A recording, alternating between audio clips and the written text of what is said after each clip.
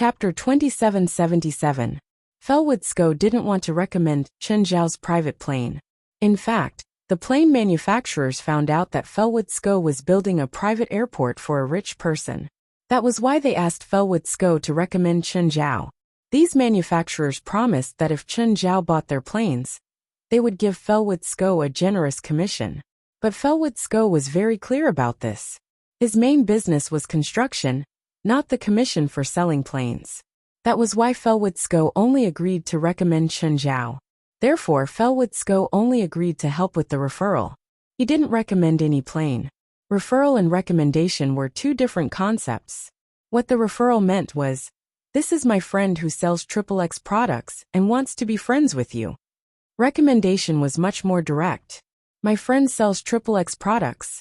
You can consider their products." No matter how generous the plane manufacturers were, Felwood-Sko wouldn't put the cart before the horse. After all, what Chen Zhao gave him was the foundation of a construction company. It wasn't a small profit like the commission. After all, a private plane was only tens of millions of dollars. The plane manufacturers wouldn't give him a commission of 10% or more. But the projects Chen Zhao gave him all had a profit of 20% or more. Also, he had the initiative in this kind of cooperation. After all, Felwood-Sko was confident that his projects would be of high quality. But the quality of the planes the plane manufacturers sold to Chen Zhao was controlled by someone else. "What time?" "Tonight. If it's not convenient, Mr. Chen, we can reschedule." "Tonight?" "Sure." Chen Zhao accepted the invitation. Although he didn't really like these gatherings. Still, he was very satisfied with the cooperation with Felwood-Sko. So he gave Felwood-Sko some face. Chen Zhao chatted with Felwood-Sko for a while longer. Felwood-Sko promised to finish before the end of the year. Of course, if Chen Zhao needed to rush the deadline, he could also think of a way to build in stages and use a part of the airport first. This was all because he treated Chen Zhao differently. As long as Chen Zhao needed something, he could satisfy it. Felwood-Sko was a busy man. Chen Zhao had things to do too. Then Chen Zhao headed to the city. Ami Street. It was an old street. Most of the facilities were from the 70s and 80s. They looked rather old. There weren't many cars on the streets. Most of the shops along the street were closed. Even if they did open their doors, most of them had broken signboards. Chen Zhao drove back and forth on the street. After some time, he finally saw a gun shop. There was no sign at the door. If he hadn't seen the inside, he wouldn't have been able to find the gun shop. In fact, most of the shops on this street were supported by regular customers. Regular customers didn't need a signboard, and strangers wouldn't come here anyway. There were some guns hanging on the counter and walls of the gun shop, but most of the space was empty. It seemed that not only was the business bad here, but it was also about to close down. Seeing Chen Zhao come in, the owner lifted his eyelids. "The one on the left is $80. The one in the middle is $120. And the ones over there are $200 to $300. The ones with labels are all legal. And the ones without labels are all illegal. Choose for yourself." "Don't I need to register?" In the United States, one needed a gun license to buy a gun.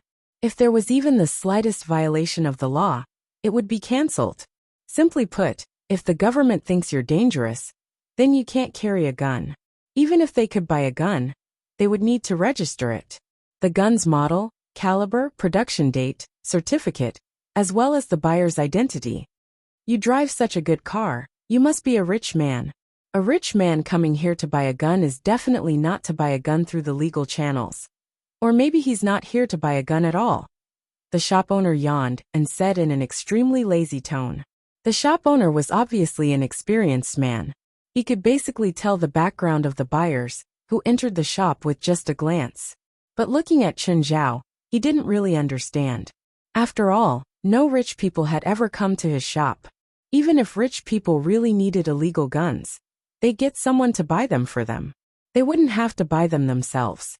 So, the owner was more inclined to think that this Asian was here to buy information. "Ethan recommended me. He said that you can give me some information I need." The owner looked Chen Zhao up and down. "You know that my fees are very expensive. Cash or check?" "Card is accepted."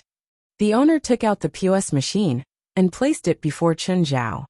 What information do you want? Is the wild boar king dead or alive? Chen Zhao asked. Are you his friend or enemy? Is there a difference? My fees are very fair. If you're his friend, it's very expensive. If you're his enemy, it's even more expensive. Ha! It's indeed very fair. We're friends, Chen Zhao said. I left L.A. for more than 20 days. When I came back, I suddenly realized that L.A. seems to have changed. I can't contact the wild boar king either. $100,000. The owner pushed the POS machine to Chen Zhao. Chen Zhao swiped his credit card on it. Dead.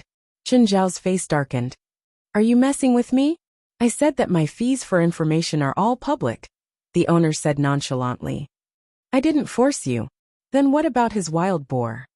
The shop owner saw the POS machine being delivered to Chen Zhao again. It's dead too. How? That boar has thick skin. It won't die so easily. Even a Terminator would be destroyed if it's being shot at by a dozen machine guns, let alone a pig. Chen Zhao didn't know how he should accept this. Victoria was the name Morgary had given it. But Chen Zhao was the one who created it. Although Victoria didn't belong to Chen Zhao. However, Chen Zhao still had deep feelings for it. If only he could predict its current ending. Perhaps Chen Zhao would take Victoria back. How did Morgary die? Air crash.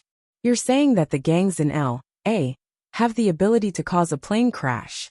Chen Zhao didn't believe the shop owner. What a joke. Causing an air crash was basically as difficult as starting a war. If the LA gangs could really do it, Chen Zhao wouldn't have to deal with them. The government would be the first to eliminate them. Of course it's impossible to cause a plane crash in Los Angeles. But what if it was in Africa? Africa? You said Morgary went to Africa? Morgary received news that there was a diamond mine in Sierra Leone that was occupied by the rebels. The rebels did not intend to develop it. Instead, they sent out invitations to wealthy businessmen from all over the world to auction off the diamond mine. Morgary was attracted there, and then a plane crash happened. Chapter 2778. In other words, this is fake news. I don't know if it's fake or not, but Morgary's death is definitely not an accident. Is the LA gang completely controlled by the England gang now? Most of them are. There are still a few streets that aren't completely controlled, but the original rulers of those streets have already been defeated. They're not far from complete control. Give me the details of the England gang. This information is expensive, very expensive. How much? $1 million. If you can afford it, I'll even tell you what color underwear their boss is wearing today. Chen Zhao swiped $1 million. You don't have to tell me what color underwear their boss is wearing today. No, I mean what I say, the boss said firmly. When can I get the information I want? It'll take some time. How long? I'm very busy. Or you can organize the information and send it to my email. 30 minutes. So fast. Chen Zhao had thought that it would take at least a few days. He didn't think that it would only be 30 minutes. Was this some time? I could give it to you immediately, but I have to get the information on what color underwear the boss of the England gang is wearing today. Chen Zhao's face darkened. The boss laughed out loud. I'm just kidding. Just give me a few minutes. I'll organize the documents. A few minutes later, the boss printed the documents and handed them to Chen Zhao. Chen Zhao was about to leave when the boss suddenly called him. Sir, what is it? I don't know what you're planning to do with these documents. Maybe you're planning to take revenge for Morgary, but you better be careful. The England gang is a bit abnormal. Abnormal? What's abnormal? They're a group of extremely vicious thugs, the boss said meaningfully. Isn't that normal? I never expected them to be kindergartners. No, you don't understand what I mean. They are very good at killing, and they are very bloodthirsty. They are far more cruel than normal gangs. The shop owner looked at the calm Chen Zhao and said, Maybe you have some extraordinary ability, but you should still remember my words, especially the core members of the England gang. They have committed many terrible crimes in Ohio and the border cities of the Maple Leaf Kingdom. They have also been attacked by professional mercenaries, but in the end, they were unscathed. The mercenaries who attacked them have now disappeared. Thank you for your kind reminder. Smiling, Chen Zhao walked out of the gun shop. The owner watched as Chen Zhao left. That guy was too confident. Could it be that the other party really had something special about him? Or could it be that his information had slipped away? The shop owner typed Chen Zhao's name into his computer. Chen Zhao had never told him his name, but the signature on the credit card receipt was Boss. The shop owner had been seriously searching for information on Chen Zhao. Suddenly hearing the sound of Chen Zhao's return, he was startled. Why did you come back? Don't try to find my information. And don't keep it. After all, I already investigated you before buying information from you. You don't want me to spend $10 million to kill you and your family, right? Fine. The shop owner shrugged helplessly. Sir, you misunderstood. Regardless, I don't want this misunderstanding to happen again. I promise, the shop owner said sincerely. There won't be a next time. He knew that some people were very dangerous. For example, they would use a fruit knife to cut open their carotid artery while they were sleeping. Or, they would use a lot of money to hire someone to cut open their carotid artery with a fruit knife. So much that even they would be tempted. Therefore, for the safety of his family, the shop owner decided to erase all evidence of Chen Zhao's visit.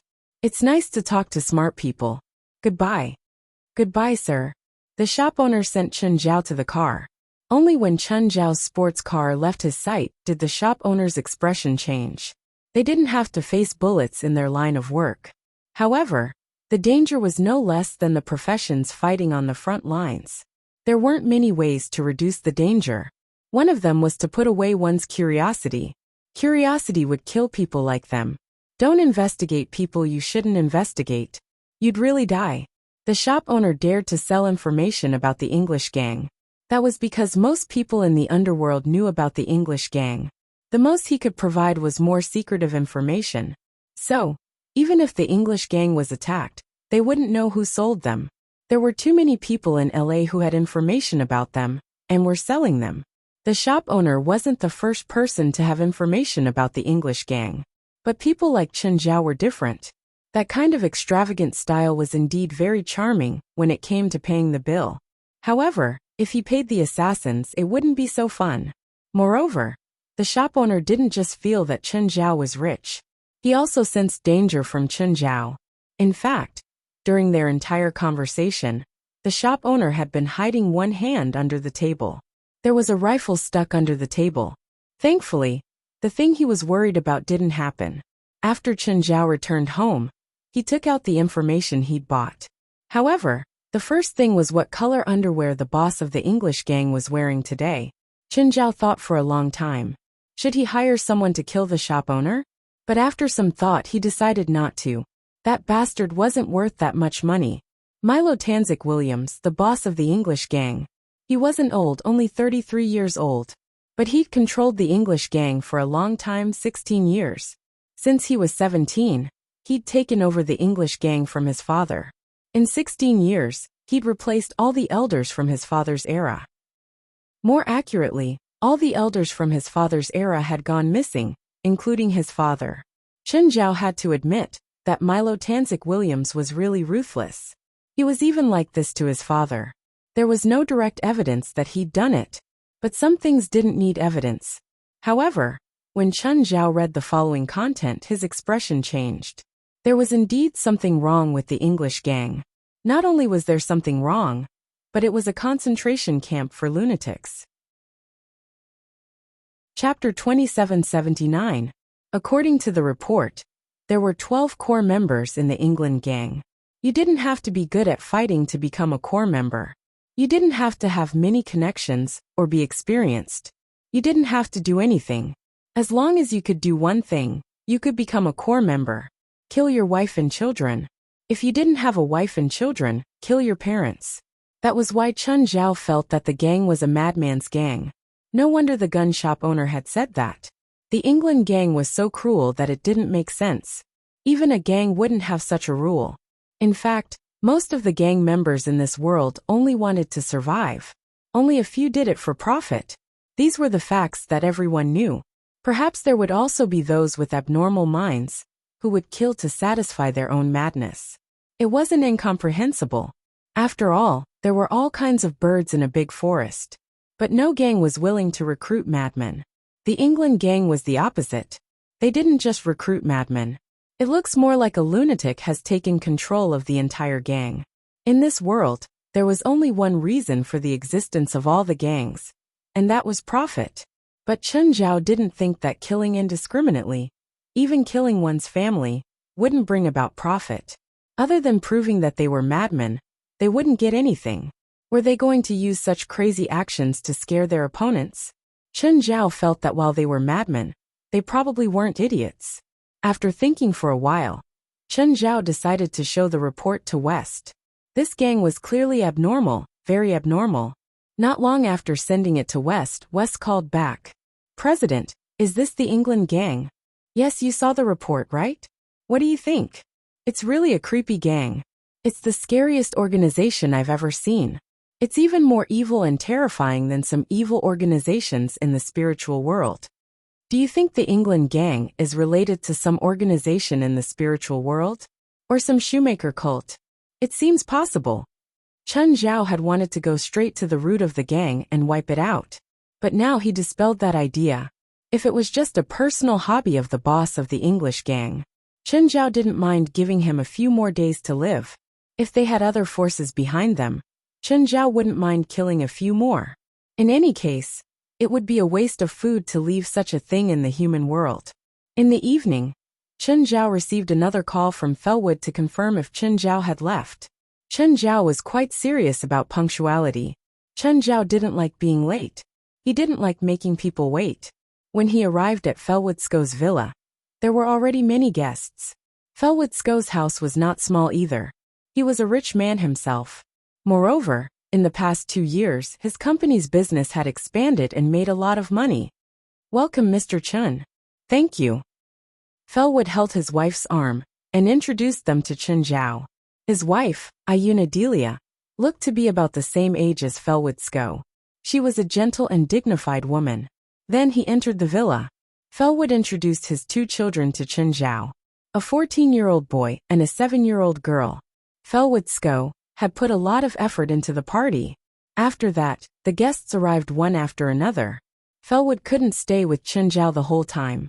After greeting Chen Zhao, he went to welcome the other guests. Before long, Fellwoodsko and an old man with silver hair walked over. "Mr. Chen, allow me to introduce you to my friend Bingerly Lang, the vice president of Northern Gravity. This is Zhao, a successful entrepreneur and the owner of Dashin Beer." "Hello, Mr. Bingale." "Hello, Mr. Chen. I'm a loyal customer of your beer." Although Bingley Lang wasn't young, he was very relaxed. Even though Chen Zhao knew why he had asked Fellwood Scott to introduce him to him, Chen Zhao didn't care. He didn't go straight to the point. Instead, he used a friendly tone to get closer to Chen Zhao. "Another friend is here. I'll go greet them first. You guys talk." Fellwood Sko gave Chen Zhao and Bingerly some space to chat privately. Bingo Lang took the initiative to talk to Chen Zhao about wine. They also talked about the various types of alcohol in China. He seemed to think that since Chen Zhao was a beer producer, he should be very familiar with and interested in alcohol culture. After talking about alcohol for more than 10 minutes, Bingerly Lang finally entered the main topic. "Mr. Chen, I heard that you're considering buying a private jet?" "Yes, that's my plan." Even without Fellwoodsko's gathering, Chen Zhao planned to start evaluating private jet manufacturers. "Mr. Chen, do you have any planes in mind? Or do you have any plans?" "Not yet. You know that I'm just a beer seller. I'm still very unfamiliar with planes. Do you think Northern Gravity's products can satisfy your needs? I'm not very familiar with your company's products yet." "Then, Mr. Chen, do you mind if I take some time to introduce our products to you?" "Of course. I'll try to skip the professional knowledge." "Of course not. Actually, I'm quite interested. First, may I ask what price you've considered? A large plane or super large plane? I'm more inclined to build a sky villa. Ignoring the price of the interior design, I can accept the basic price within $1 billion. 2 medium-sized planes that can carry at least 15 passengers and require a certain amount of entertainment and rest space. Each unit should be within $100 million. 1 seaplane and 1 helicopter." Bingerly Lang's eyes shone with passion. This was a big order. Mr. Chun, Northern Gravity's main products are large planes and super large planes. Currently we have 44% of the world's large commercial planes, and our market satisfaction is as high as 95%, much higher than Boeing and Airbus. What Bingerly Lang meant was that while they sold fewer planes, their products were better. However, this also showed the difference between Northern Gravity and aviation giants like Boeing and Airbus. Boeing and Airbus's market share was more than 30% and 20% respectively. The two giants combined had more than 60% of the market.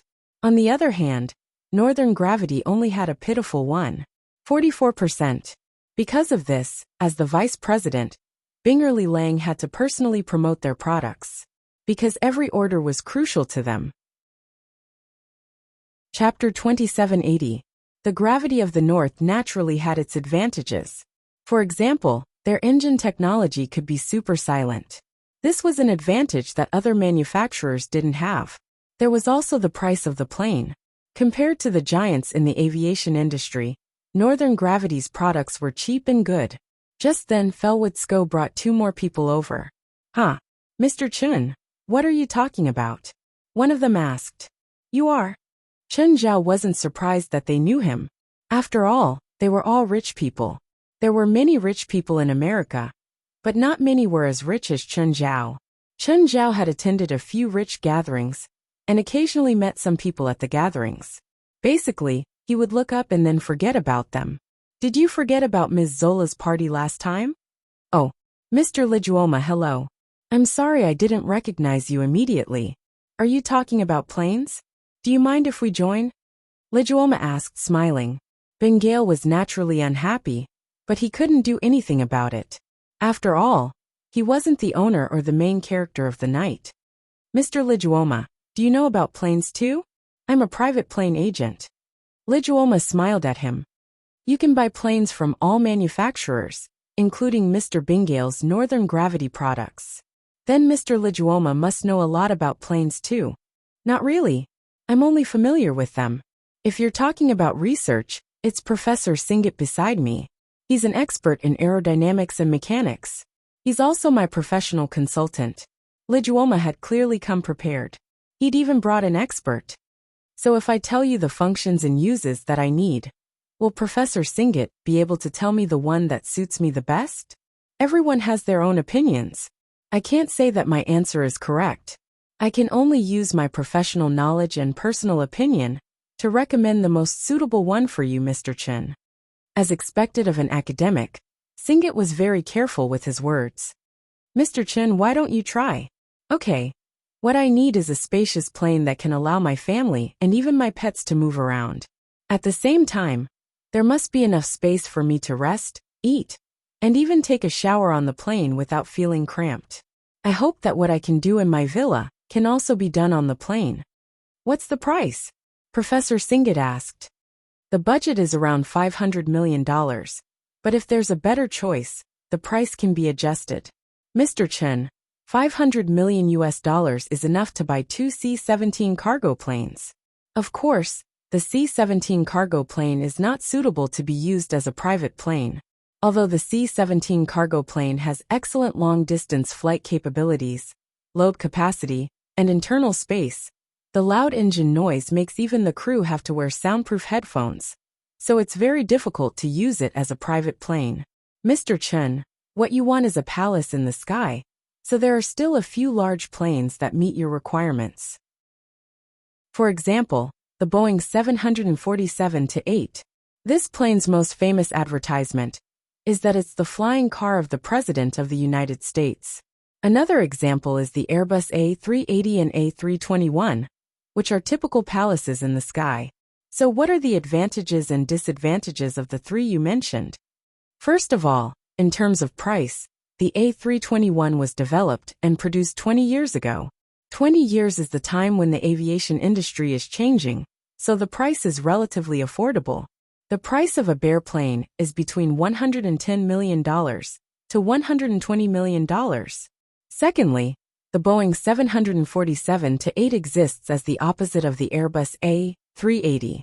This is a competition between the two civil aviation giants, so the price and performance of the two can be compared in all aspects.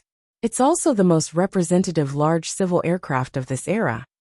The more Professor Singet said, the angrier Lang's face became. But it was difficult for him to refute, because Professor Singet didn't mention his product at all. And that was the most embarrassing thing about Bingerly Lang. The price of the Boeing 747-8 is around $350 million, while the Airbus A380 is close to $450 million. In terms of price, the Boeing 747-8 is naturally more affordable, but the Airbus A380 is actually better in this aspect.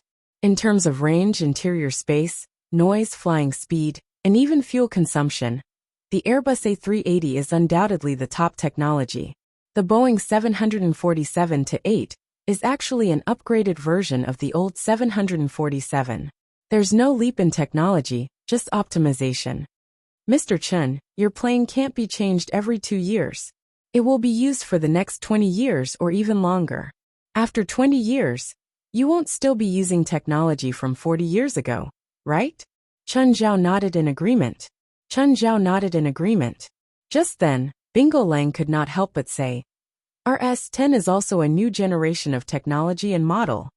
Professor Singet raised his hand and waved. "We're about to talk about the S10. Mr. Lang, please calm down." Lang's expression didn't improve, because Professor Singet wasn't his man. Therefore, he couldn't control what the professor said.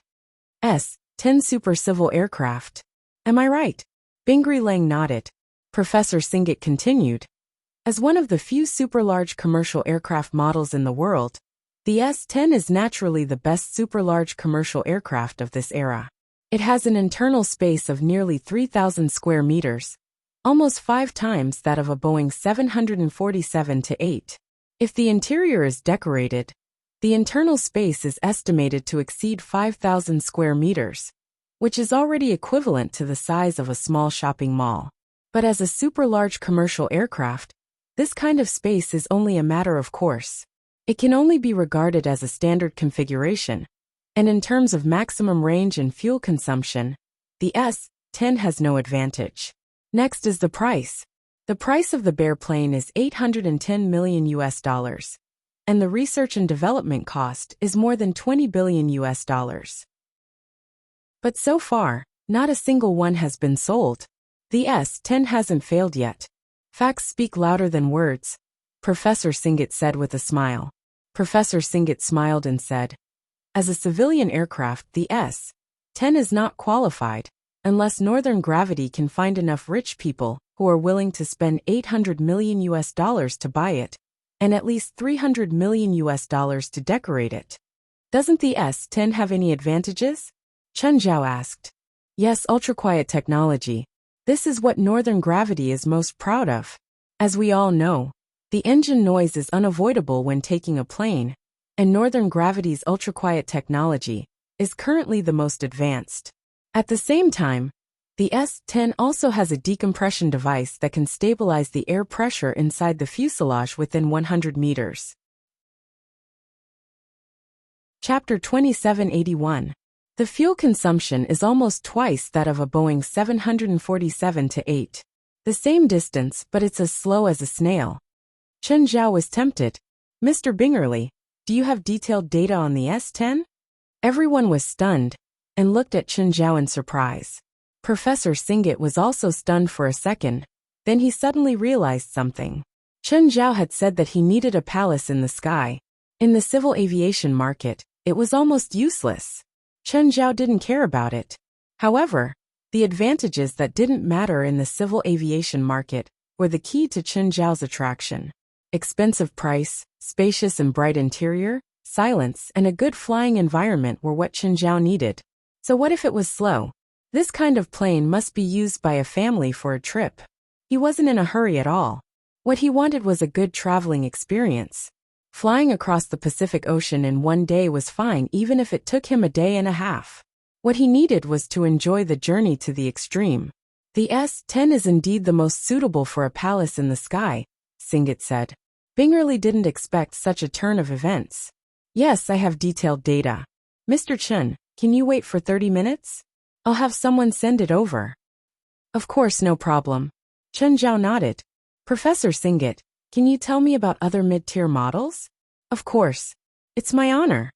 Professor Singit then introduced a few well-known commercial aircraft manufacturers, from the manufacturer's history and culture to the price, advantages and disadvantages of the various models produced by them, as well as characteristics.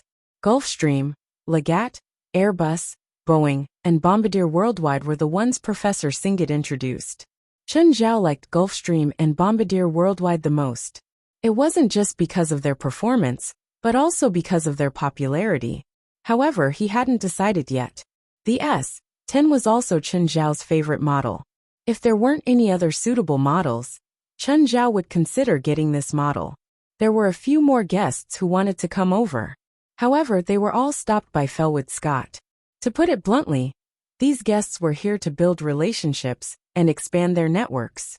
However, these guests weren't of the same level. In Felwood Scott's words, these people weren't qualified. Half an hour later, Bingo Lang's people delivered the information Chen Zhao wanted. Chen Zhao looked at the documents. At the same time, Bingo Lang's subordinates gave more detailed and professional explanations. Mr. Bengale, I'm quite satisfied with the S-10. In the next few days, I'll look into the relevant information and give you an answer as soon as possible. Of course, I look forward to your reply. Bingerly Lang was satisfied with the current outcome. He didn't expect Chen Zhao to reply immediately. After all, this was a deal that involved nearly $1 billion USD. What they traded was not a toy but a real plane. Chen Zhao's interest in S-10 had already exceeded his expectations. Mr. Chen, can we exchange contact information? Lijuoma also requested. Chen Zhao also agreed. Of course, he gave Porsche's number. Under the night sky, Chen Zhao didn't walk on the roads in the city. Instead, he walked on the roads in the suburbs. Suddenly, a shooting star shot out from the grass by the roadside. The flaming tail hit Chen Zhao's car directly. Bang! It was a rocket fired from a rocket launcher. The car flipped to the ground, flames burning wildly. Just then, two people popped their heads out from the roadside. Then a few more people followed. Fuck Tim, why did you shoot the car? I want you to shoot the road in front of him. Fuck. Do you think you can shoot this thing wherever you want? One of them was tall and the other was short. The short fatty called Tim put down the rocket launcher on his shoulder. What do we do? Looks like the mission boss gave us failed. It's all your fault, idiot. Doreg, if you say one more word, I'll shove this up your ass, Tim said in annoyance. Whoosh, suddenly, the wind became piercingly cold. The blazing sports car was reduced by the sudden gust of wind. The flames seemed to be compressed continuously. In the end, they disappeared. The thick black smoke seemed to be sucked in by a vacuum cleaner. No matter how much came out, it was absorbed by a single point. This strange scene attracted Tim and Doreg's attention, as well as their subordinates. They didn't understand what was going on with this obviously abnormal scene. Clang, the sports car, which had been completely burnt to ashes, suddenly flipped over. Something seemed to have flipped the car over from below. Everyone saw the person, who should have been dead, walk out of the car. Without hesitation, Tim raised the rocket launcher and aimed at the person. Whoosh, boom. The rocket accurately hit the person. However, no one looked happy at all. The impact of the explosion only spread out briefly. The next moment, it shrank in a way that defied the laws of physics. The person was unharmed. The explosive flames kept shrinking in his hand until they were completely extinguished. Under the night sky, the person's eyes glowed red. Chen Zhao patted the dust off his body and looked at the group of people calmly. Run! The group of people dispersed in an instant. However, the first person who started running turned into ashes as he ran. Without my permission, whoever moves will die. Whoever opens their mouth will die. The people who'd wanted to escape during the chaos all froze. Everyone nodded involuntarily. Chen Zhao glanced at the people before him. There seemed to be too many people alive. I don't want to die. Save me. Half of the people suddenly turned into sparks. Tim just watched as Doreg turned into sparks. The remaining half felt like their scalps were going to explode. A chill swept through their bodies. It was just such an absurd reason. Just because there were too many people alive? Half of them had been turned into ashes? The man before them was more terrifying than they'd imagined. Everyone was trembling, and not a single one of them was not regretting it. Why had they accepted this mission? Why had they encountered such a demon?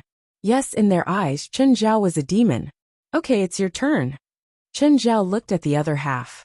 Feeling Chen Zhao's gaze, everyone lowered their heads. No one wanted to be stared at by a demon. Who told you to kill me? Tell me. Chen Zhao pointed at Tim.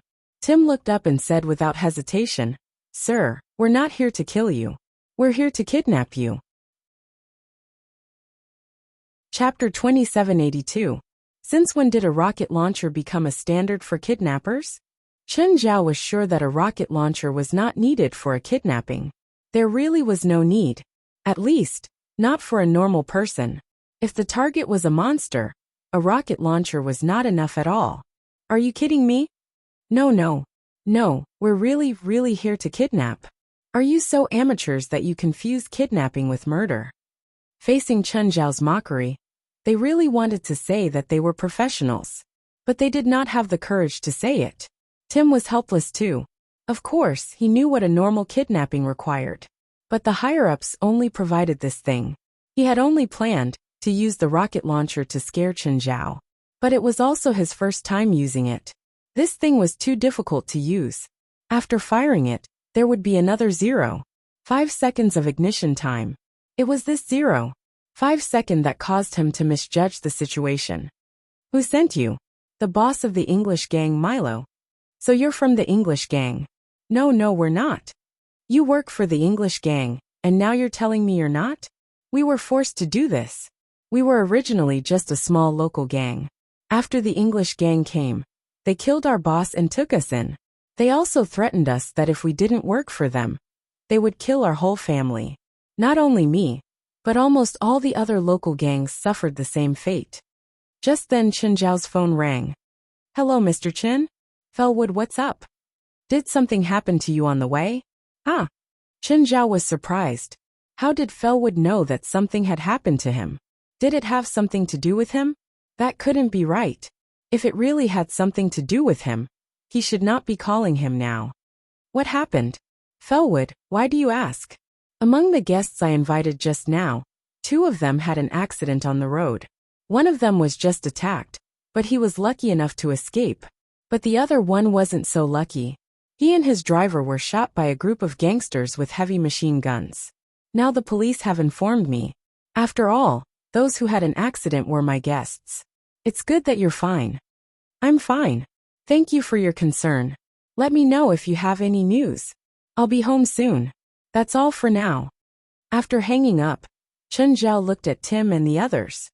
You're not the only attackers? As far as I know, several groups of people are targeting the tycoons of Los Angeles. Tim was filled with regret. Why did he pick such a target? Any other target would be better than this demon in front of him. It seemed that the English gang was really lawless. It is not surprising that they would target the wealthy. The kidnappers were naturally rich people. But he wasn't making a move, he was delivering a challenge to the rich. If it was just a rich man who was attacked and killed, the others would only watch the show. But now several, or even more than a dozen rich people were attacked at the same time. That would be a huge problem. America was a country ruled by the rich. Therefore, it was time to delve deeper into the matter. The English gang was issuing a challenge to the US government. Basically, they did everything that the gangs couldn't do. If more than 10 tycoons were attacked or killed in one night, it would cause social unrest. And those tycoons, as well as the connections they could influence, would instantly release a terrifying amount of energy. Take Chen Zhao for example. As a member of the rich, Chen Zhao would not let it go so easily. Of course, if Chen Zhao was just an ordinary person, he would at most buy media coverage for a few days. Otherwise, he would find someone with influence, like Steven or Rasfa, who often appeared in public. Or he could pressure the local police to arrest the suspects as soon as possible. If he was more impulsive, he could just hire mercenaries and destroy the gang's headquarters. Ordinary tycoons could only do this much. Chen Zhao clearly did not plan to follow this plan. While Chen Zhao was thinking, Tim's eyes flashed. Sir, I heard that a few core members of the English gang are unusual too. Oh, you know? Chen Zhao could not help but look up at Tim. How much do you know? I didn't see it with my own eyes. But there's a rumor that a core member of the English gang once used a car as a baseball bat to hit people in public. In the past, Tim had also treated this rumor as a joke. But after what happened tonight, Tim believed the rumor. There really were things in this world that he did not know and did not understand. I have a way to find out the core secrets of the English gang, Tim said mysteriously. How can I believe you? Sir, do you know any magic curses that will kill me horribly if I break my promise? Tim was also gambling. He was betting that Chen Zhao would let him live for the English gang's information. Chen Zhao glanced at Tim and suddenly snapped his fingers. Instantly, all of Tim's subordinates screamed in pain. Their skin was being torn. Their blood was seeping out from under their torn skin. Then it gathered before Tim. Tim looked at the floating ball of blood before him in shock. He could feel that something was about to happen. As expected, his uneasy premonition came true. The ball of blood suddenly slammed into his chest. Tim was sent flying. When he climbed up with difficulty, he felt extreme pain in his chest. He tore open his shirt and found a bulging piece of flesh on his chest. The piece of flesh was still beating in time with his heart. This is the curse you want. Chen Zhao grabbed at the air. Tim immediately felt as if his heart was being held in someone's hand, making it hard for him to breathe. This is a flesh curse. If you dare to betray me, I only need to grab lightly, and you'll die no matter where you hide. Tim was terrified, but Chen Zhao sneered inwardly. There was no curse. The piece of flesh on Tim's body was actually his. It wasn't a flesh curse at all. As for the suffocation he felt, it was even simpler. Chen Zhao was just using the small world to slightly suppress the air around him. Tim thought that he had grabbed his heart. As long as Tim left his small world in attack range, there was nothing Chen Zhao could do. Of course, if Tim really betrayed him, Chen Zhao had ways to deal with him. Tim was a normal person. Chen Zhao had ways to deal with him. Chapter 2783. Chen Zhao had suspected that the core members of the England gang were cultists. Or rather, they were cultists to begin with. Chen Zhao really couldn't think of a second possibility. The next day, Chen Zhao heard about what had happened last night. Two rich people who'd attended the dinner with Chen Zhao had been attacked. One of them had died on the spot. Nearly 20 rich people in LA had been attacked on the road, in their companies or at home. 2 had died, 4 had been injured, and 2 had gone missing. All of the kidnappers had used heavy weapons. Once this was reported, it caused an uproar. The authorities were even on high alert. If the people had been attacked were ordinary people, even 200 wouldn't attract the attention of the authorities, let alone 20. But the influence of 20 rich people wasn't something 200 ordinary people could compare to. They and their connections, as well as many unrelated tycoons, all mobilized their power. In one day all of LA, and even all of America, was in a huge uproar. Even the Department of National Defense announced that they were willing to clean up some cities by force. Of course, the security department wasn't willing. At the same time, they said that they could handle it themselves. What Chen Zhao didn't expect the most was that the supernatural organization would be the one to deal with it. The news reached Chen Zhao on the second day of the incident. President, the security department gave us an order through Mansari. They want us to deal with the LA gang. I didn't expect the security department to ask us to deal with the gang. I also didn't expect the order to come through Mansari. I thought that even if the mission was given by the security department, Mansari would take it. Their psionic team should be able to do it too, right? President, Toddy Belster sent news that they fought yesterday. I heard that the new psionic team didn't win. Ha! West's words caught Chen Zhao's attention. The psionic team didn't win? They didn't lose either. It was a draw. We wanted to do a surgery and eliminate their core members, but we didn't catch a single one. A few new members were also injured. Toddy Belster didn't do anything? Chen Zhao asked, surprised. He knew that Toddy had become the trump card of the psionic team. Chen Zhao didn't expect that he would let Toddy Belster infiltrate the psionic team. But it made Toddy Belster an important figure in the psionic team. Of course, Chen Zhao didn't let Toddy Belster touch the psionic team. It was best for Chen Zhao and the supernatural organization to maintain his current identity. Actually, there was a need for a psionic team to exist as well. After all, the psionic team was a tool to keep the supernatural organization in check. At the very least, he had to make the security department think that the psionic team could keep the supernatural organization in check. The supernatural organization had to maintain their dominance. This would ensure the interests of the supernatural organization. Now the supernatural organization was doing well. Although Mansari was against it, he still needed to give it a large amount of money every year. It was because he knew that the psionic ability team was not important.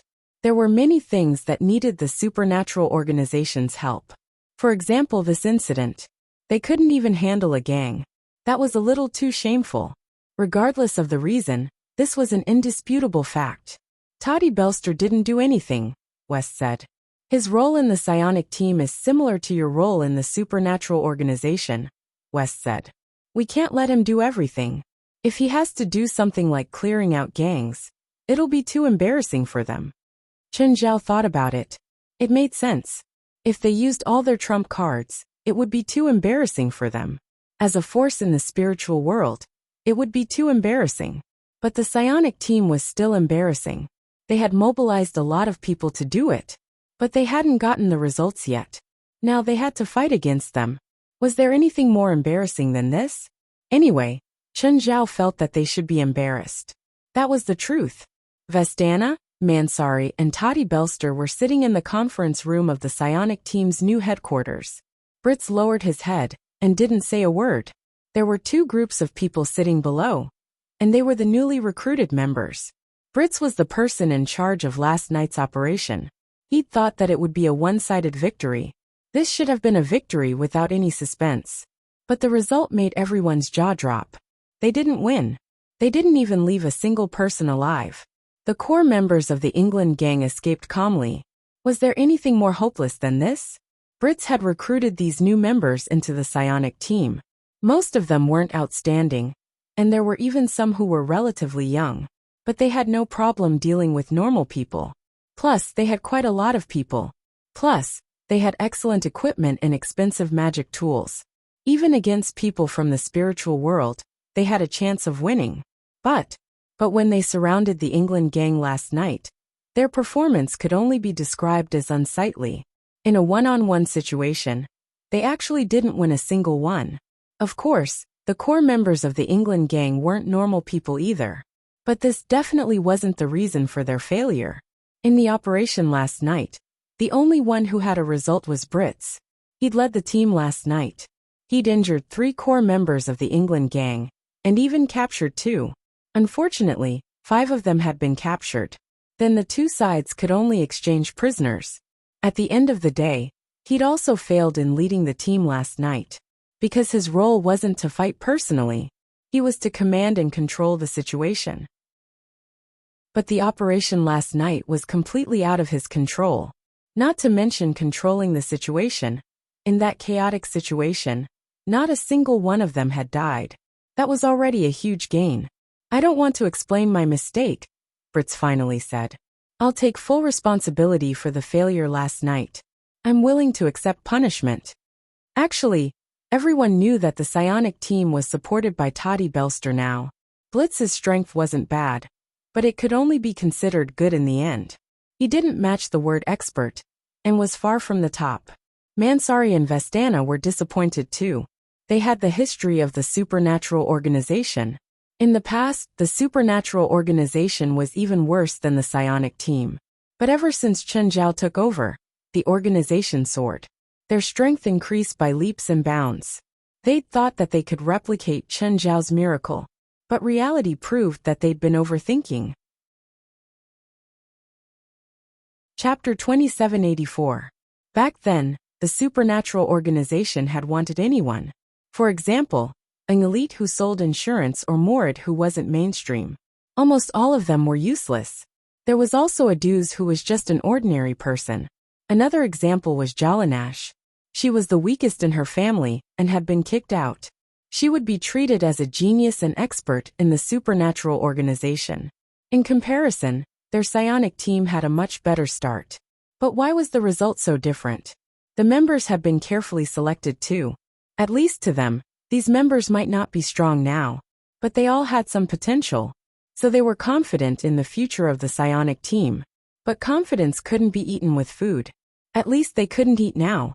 They had experts like Chen Zhao too. Toddy Belster was undeniably strong. She was their trump card.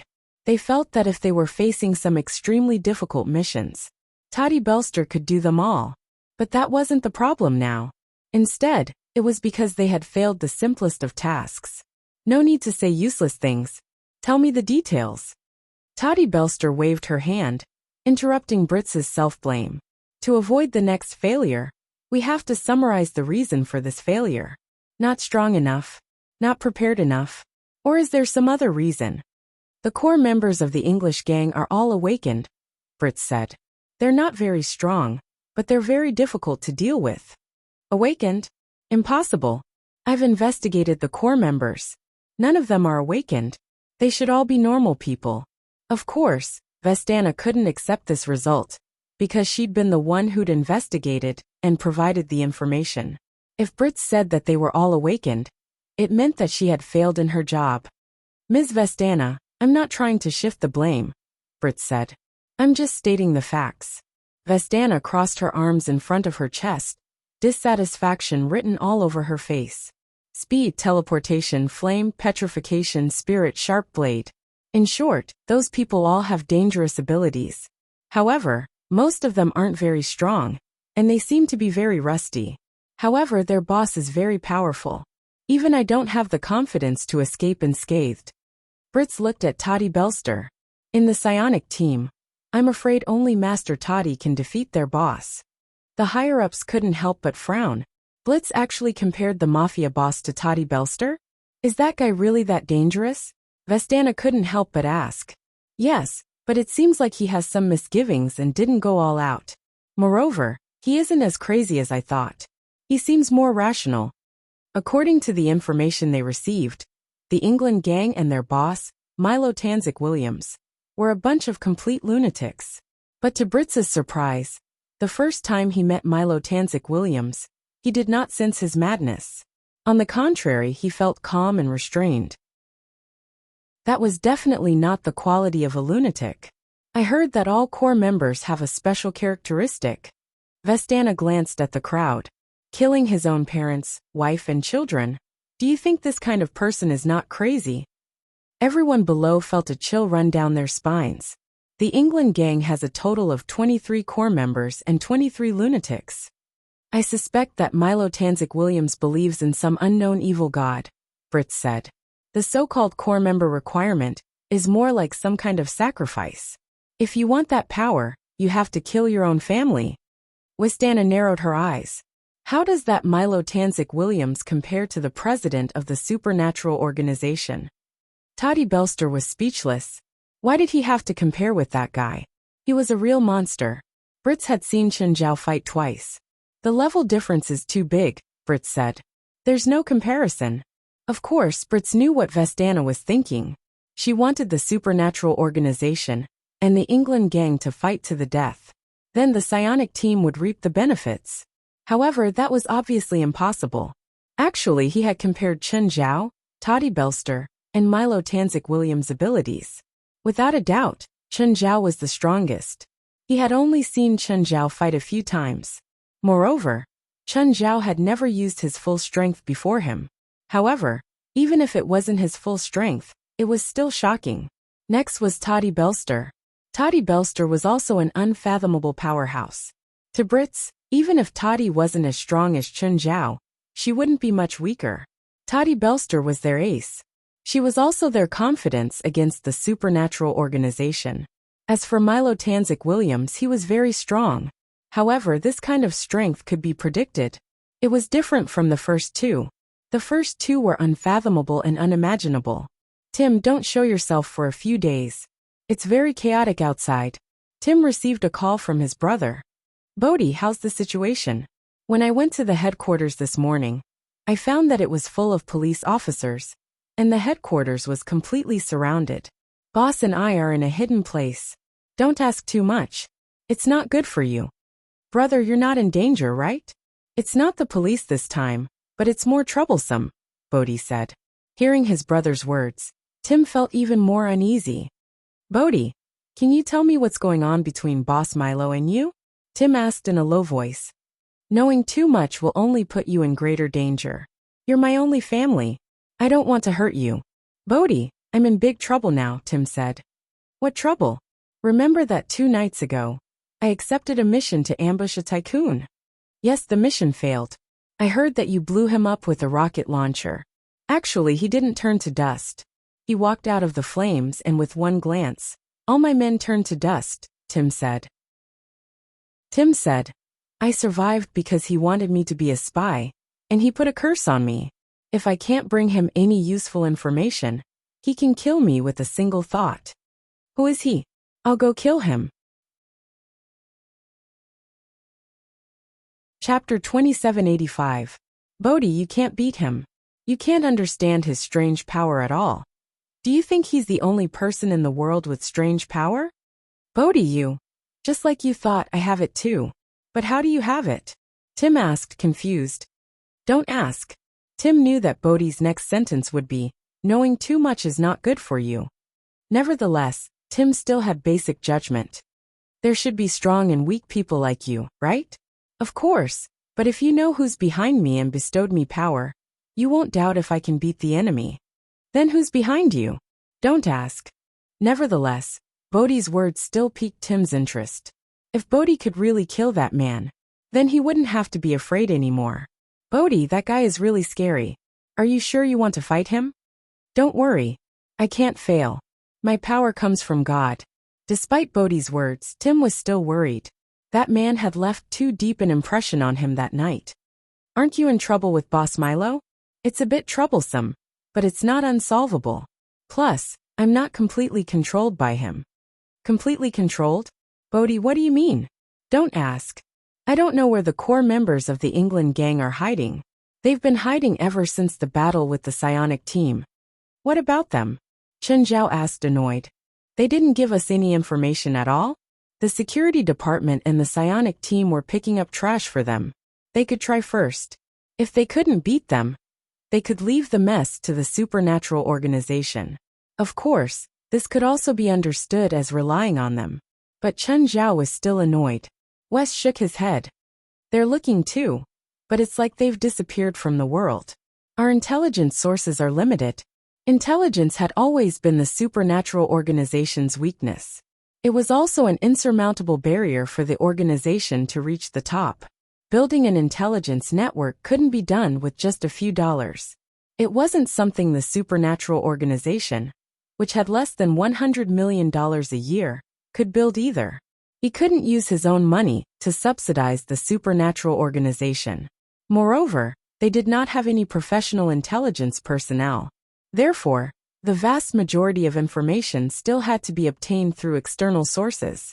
For example, the underground intelligence network of normal people, or the people on the streets, were the sources of information for the supernatural organization.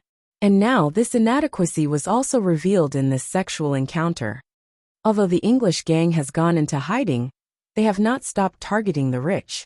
Yesterday, 2 more rich people were attacked, and this time, it was not the ordinary gang members, but their core members.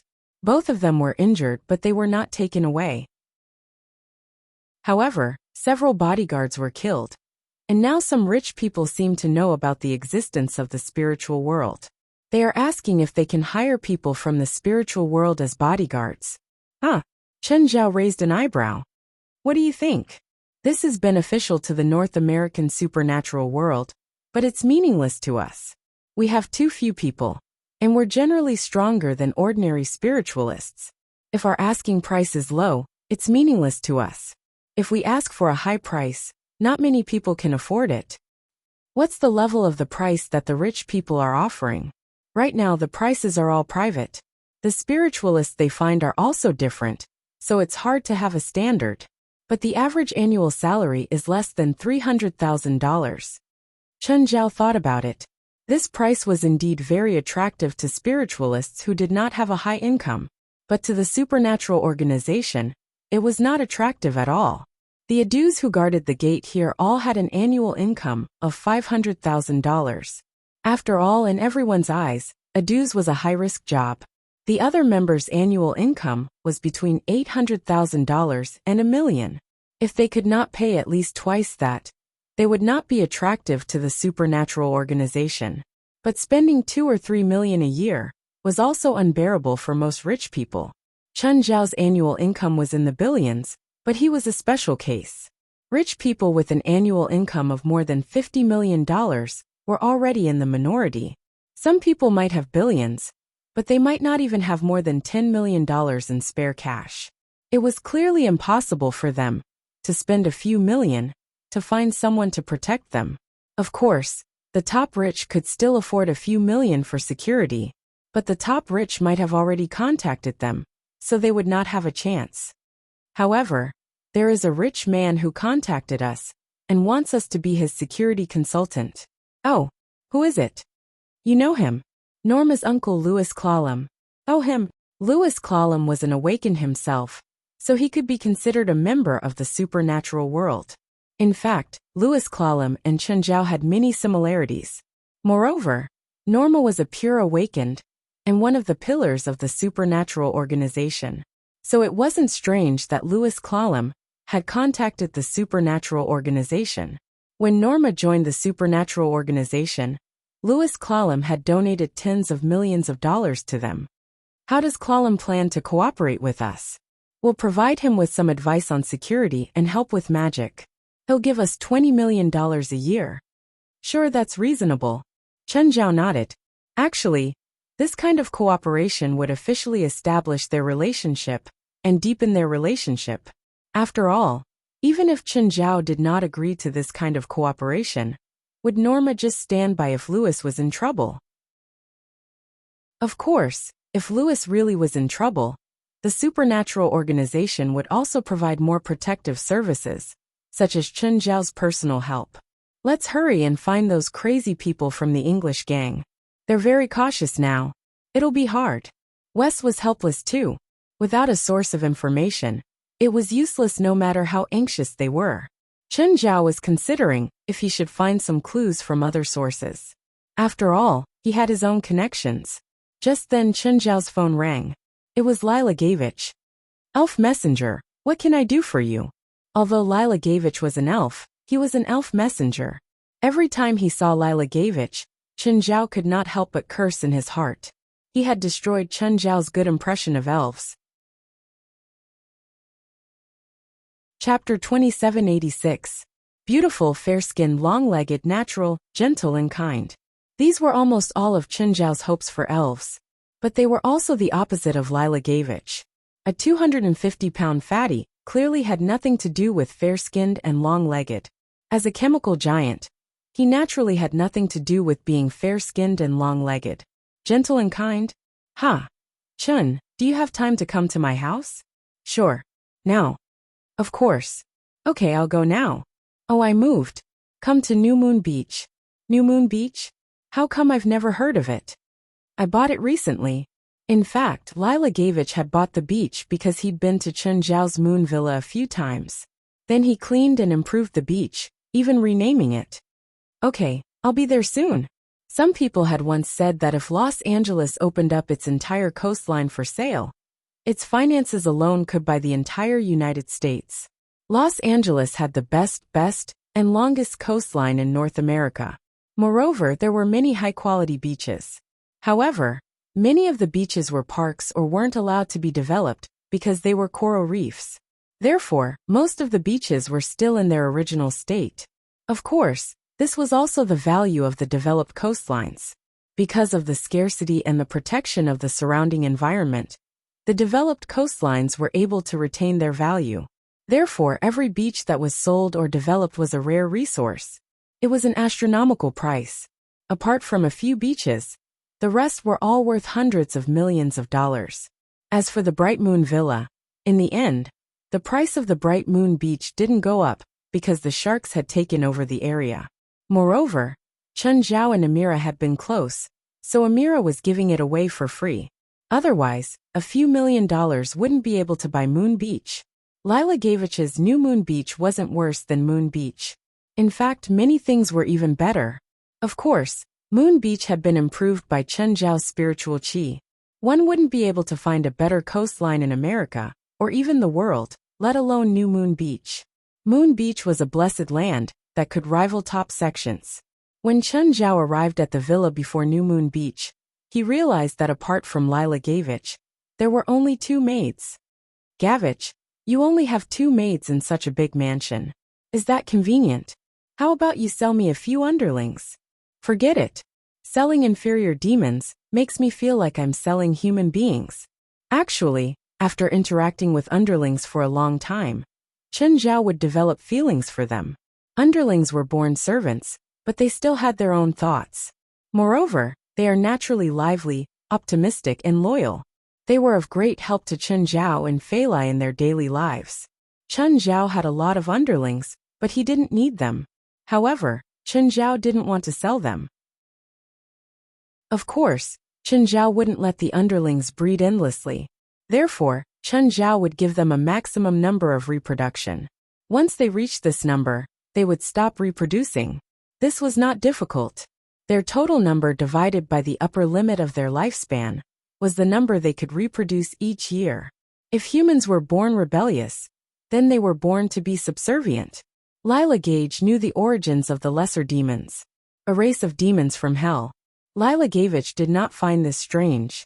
After all, Chen Zhao could travel between the human world and the human world freely. Therefore, it was not strange to bring a few demons from hell back to the human world. After what had happened last time, Lila Gage only respected Chen Zhao. Although Chen Zhao rejected his request, he did not take it to heart. Lila Gage called the maids over to prepare some wine and food for them. Chen Zhao glanced at the 2 maids with twisted faces. They did not belong to a normal person's sense of beauty. In fact, their appearance had surpassed most creatures' sense of beauty. Simply put, they were ugly, and extraordinarily ugly. Chen Zhao did not understand why Lila Gage would find 2 strange-looking women to be his maids. This had nothing to do with discrimination. It was purely because no normal person would make such a choice. It was not like he did not have the financial means. He could easily find 2 or even more beautiful women to be his maids. At least, Chen Zhao would not find someone like them. They're half-elves. Chen Zhao's expression seemed to be saying, "Are you kidding me? I'm not joking. They're half-elves and have dark elf blood. Because their blood can't perfectly merge with humans, they look like this." Lila Gavich looked at him seriously. Because of their looks, they were abandoned in the orphanage, so they have low self-esteem. They're also bullied by their own kind. I invited you here for them too. Lila Gavich looked at Chen Zhao seriously. "I'm not a plastic surgeon," Chen Zhao said helplessly. "I think even a plastic surgeon can't save them." "Of course I know. But it's not like there's no way." "Are you talking about magic?" "Yes, but it's not human magic." "How magic?" Chen Zhao asked. "The 1,000 Faces spell. As long as you master this spell, you can change your appearance at will," Lila Gage said. "Apparently, even demons have not heard of this spell. At least, most demons don't know about it. But I still have some hope." Lila Gage looked at Chen Zhao seriously. "I can ask my friends in hell for you, but I can't guarantee that they have it. Also, if they need to pay any price, you'll have to pay for it." "Of course I understand, but I hope it won't be too high." "Don't worry. If it's too high, I'll reject them for you." When the 2 maids came out, they were very excited. They must have inherited elves' extraordinary hearing, and already heard Chen Zhao and Lila Gage's conversation. To them, appearance was probably their lifelong pursuit. Just then one of the maids said, "Mr. Lila, Mr. Chen, there are 2 people outside." Chen Zhao sensed, and could already tell that one of them was Tim. As for the other person, he had powerful magic waves around him. His aura rippled, as if he was ready to fight at any time. He clearly didn't come with good intentions. "I'll go take care of them," Chen Zhao said, standing up. "No, leave it to Inyaxalai and Bellori," Lila Gage said. "Huh? Them?" Chen Zhao looked at the 2 maids. "Sir, should we just kill them?" Enyaxalai asked. Chen Zhao thought for a moment. If possible, just subdue them for now. Chapter 2787. Bodhi, that Asian should have entered the manor just now, right? Even if this manor doesn't belong to that Asian, he must be rich, Bodhi said, his eyes shining. Tim was still worried. After all, he'd seen Chen Zhao fight. What left the deepest impression on him wasn't Chen Zhao's strange and unpredictable magic.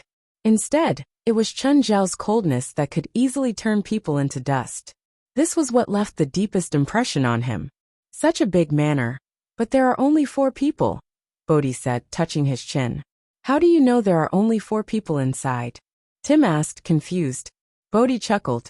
As long as there are people breathing and air spreading, they can't escape my senses. Bodhi glanced at Tim. Tim suddenly felt suffocated. The air around him seemed to have thinned. That Asian you mentioned has the power to control fire, and I'm his nemesis. Before me, he can't even raise a single flame. Bodhi's basic ability was to control air. It was a very basic ability. However, the more basic an ability was, the more possibilities it had. Bodhi had just obtained this ability not long ago. But he'd already mastered some techniques. The deeper he explored, the more he felt that this ability was powerful and unfathomable. Moreover, this kind of ability could be continuously strengthened through exploration. At first, Bodhi could only sense the air flow within a few meters around him. But now, half a year later, he could already sense within 100 meters. This ability also made him the radar of the English gang.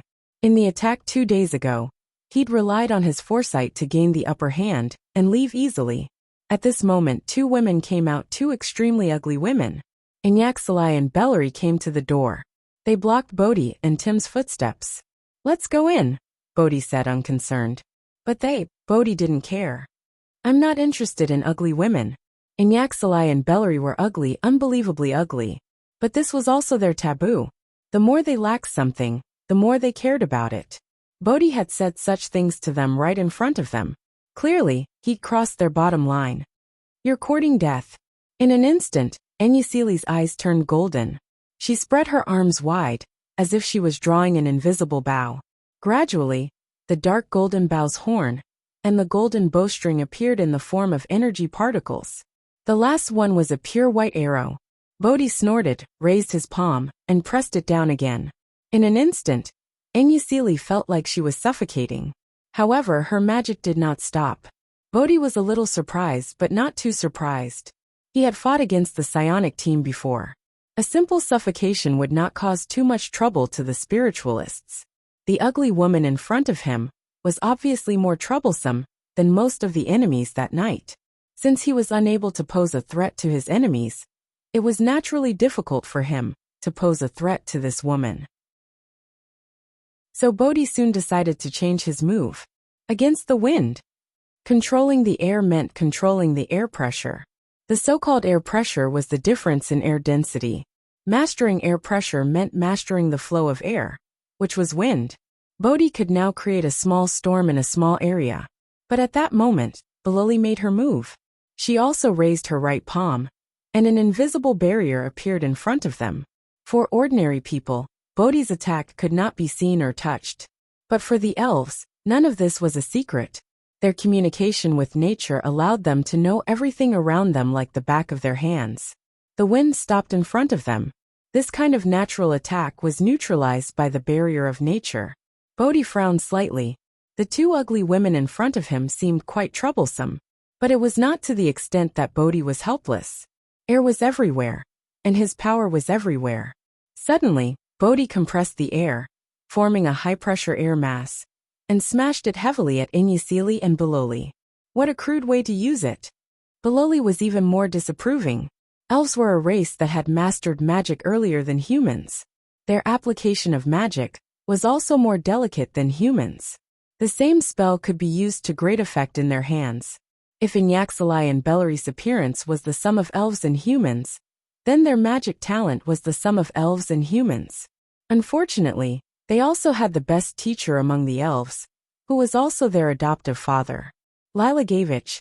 In the past, Lila Gavich had been the strongest among the elves. But now he was the strongest. The elven emissary that hadn't appeared in centuries. Sound of silence, Baloli said indifferently. She didn't seem to move at all. The immense pressure that was pressing down on them instantly turned into a soundless breeze. Bodhi had thought that he was the nemesis of fire magic. Because air was the foundation of flame combustion. Without air, fire could not be generated. But the elves were his nemesis. Because of the elves' nature magic, the essence of his seemingly invisible magic was not mysterious. The greatest characteristic of nature magic was that it came from heaven and earth, from all things, and from nature. And it was more natural and comprehensive. It wasn't control but resonance. Resonance. This was an extremely profound magic theory in the spiritual world. Most spiritualists could master a dozen spells, but no matter how skilled they were, they couldn't achieve resonance. For human spiritualists to understand resonance, they needed the right time, place, and people. Those with mediocre talent might not be able to understand resonance their entire lives. But most elves were born with the talent of resonance. And Inyasili and Biloli were even more talented than that. It wasn't that they weren't strong enough, and it wasn't that they couldn't release more powerful and destructive spells. They just released the spells that suited them best. In front of them, Bodhi didn't have any secrets. His abilities, his moves, it was as if he was running naked in front of the two of them. His skills were average, his abilities were average, and his control was average. In short, he was very stable and comprehensive. Just then, Enyasili's arrow of nature was completed. Enyasili loosened the golden bowstring. Sniff, a simple and unadorned arrow. Bodhi's air wall was shattered. Body was sent flying, and smashed into the trunk of a big tree behind him. He didn't die, but he was seriously injured. Enyasili, your magic is not detailed enough, Biloli said calmly. As the elder sister, she had the right to say that. Chapter 2788. Enyasili didn't retort. After all, Balori's magic talent and power were indeed above hers. Apart from her adoptive father and teacher Lila Gage, Enyasili could only listen to Balori. Enyasili could only listen to Balori's words. Bodhi spat out blood in pain. His mind was still blank. Tim didn't dare to move at all. He already regretted listening to Bodhi's arrogant words. He'd naively thought that he could break free from Chen Zhao's control. In the end, he was defeated by these two ugly women before he could even see Bodhi. Enyasili walked up and picked Bodhi up. Balori came to Tim's side and was about to attack. I'll go myself, Tim said hurriedly. The two were brought before Chen Zhao and Lila Gage. Chen Zhao glanced at Bodhi, and then at Tim. Right now Tim was trembling all over.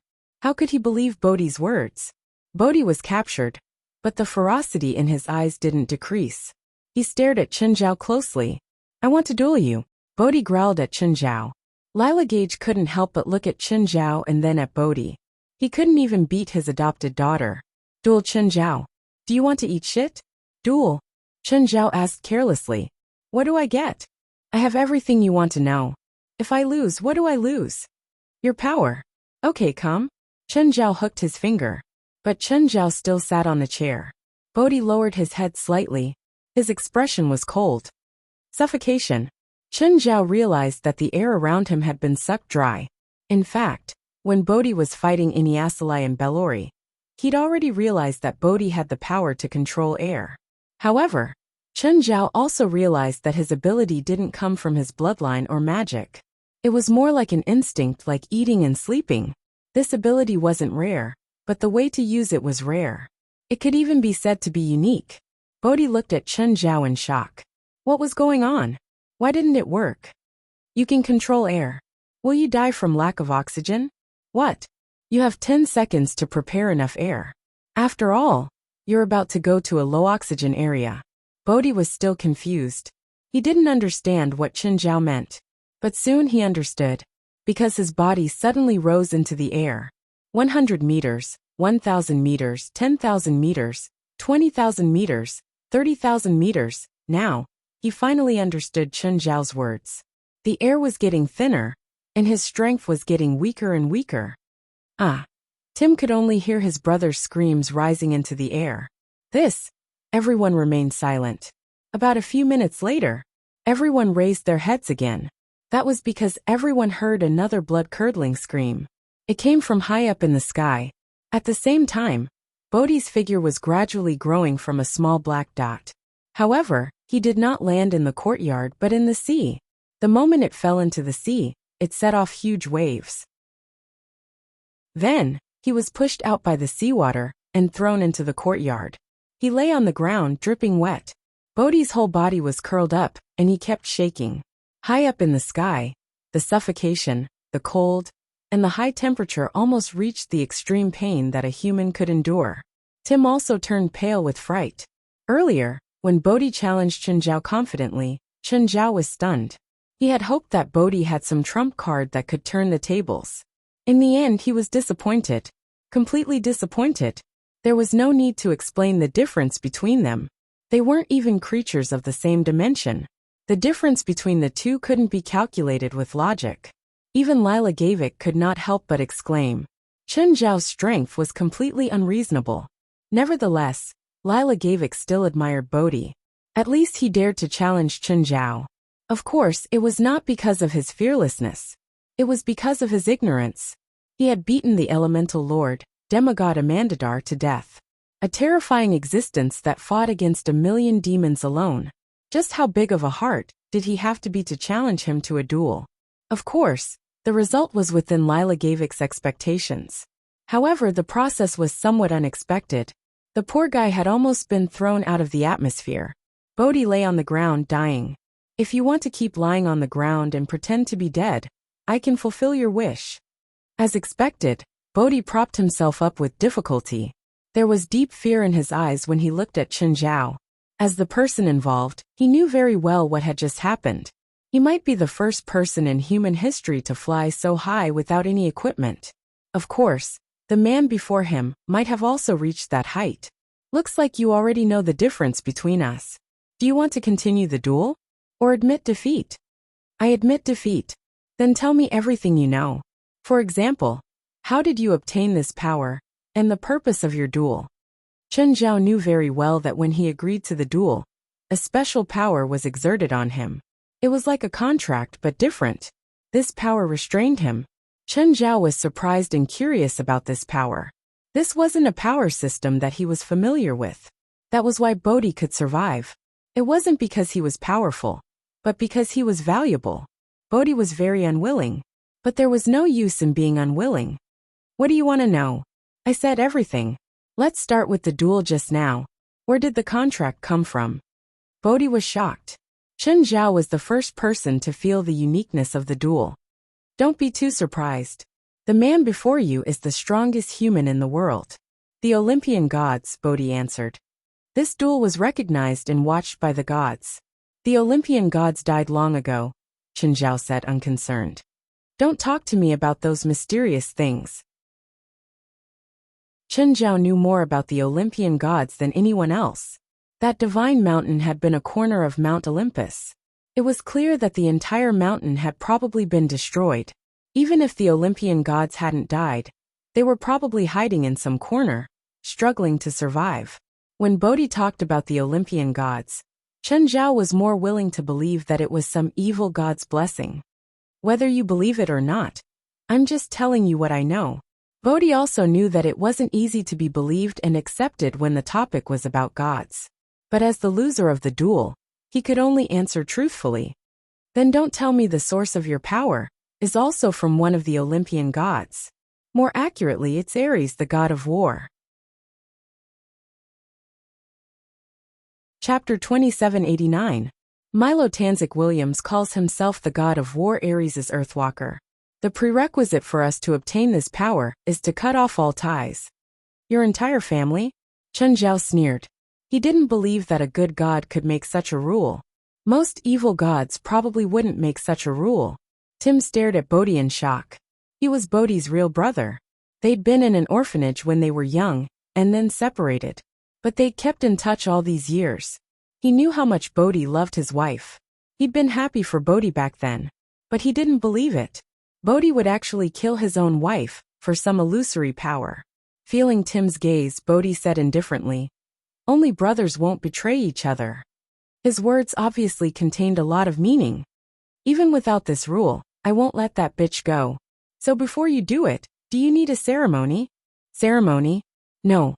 But Mr. Milo gave me a red dagger. Bodhi's method was extreme. However, Chen Zhao thought about something else. If Bodhi was telling the truth, the rules set by Ares, the god of war, only required him to kill his loved ones. Wife, children, parents, so the rule didn't restrict blood relations. After all, the wife definitely wasn't related to him by blood. Secondly, it didn't matter if they had feelings. It seemed like it didn't matter if they were close relatives or not. So instead of saying it was a rule, it was more like a sacrifice. Where's the dagger? Is it still with you? It has been taken away by Mr. Moreau. After killing your wife, you obtained the power to control air? I returned the red dagger to Mr. Milo, and had him drip a drop of my blood on the dagger. Then I obtained this power. Chen Zhao thought for a while. He was sure that this was a magic ceremony, but it didn't seem very complicated. As for whether it was Ares or not, that still needed to be proven. After all, humans borrowed the name of gods, or gods borrowed the name of other gods. This was all normal. Any outcome was possible. However, to be able to bestow such extraordinary power to others, it was definitely not an ordinary force. Even a Taoist sacred ground like Mount Longhu might not be able to directly allow an ordinary person to obtain extraordinary power. Of course, this wasn't without a price. After all, under normal circumstances, no one would accept the condition of killing their own kin. Perhaps only someone like Bodhi, who would kill his wife for betraying him, or someone like Halle's, who had a deep grudge against her mother and siblings. Of course, there were definitely people who were selfish to the extreme. However, such people were definitely in the minority. Where are the people of your England gang hiding? My men searched all over Los Angeles, but they couldn't find your people. Bodhi took a deep breath and said, obviously, you didn't really turn Los Angeles upside down. Please don't joke with me. I'm not joking. Bodhi said helplessly, our people are hiding underground. I don't know how Mr. Moreau did it that day, but he sent all of us deep underground. There's a huge palace there. I don't know the exact location, but hot lava flows there. There's no entrance or exit. Apart from Mr. Moreau, no one can bring anyone in. Then how did you get out? Mr. Moreau sent me out. He told me to buy some food and daily necessities. How do we go back? Bodhi shook his head. He said that he'll teleport me back in 12 hours. I don't know how exactly he did it. Chen Zhao looked at Lila Gavik. Gavik shook his head. I can't do anything about this kind of time-fixed teleportation spell.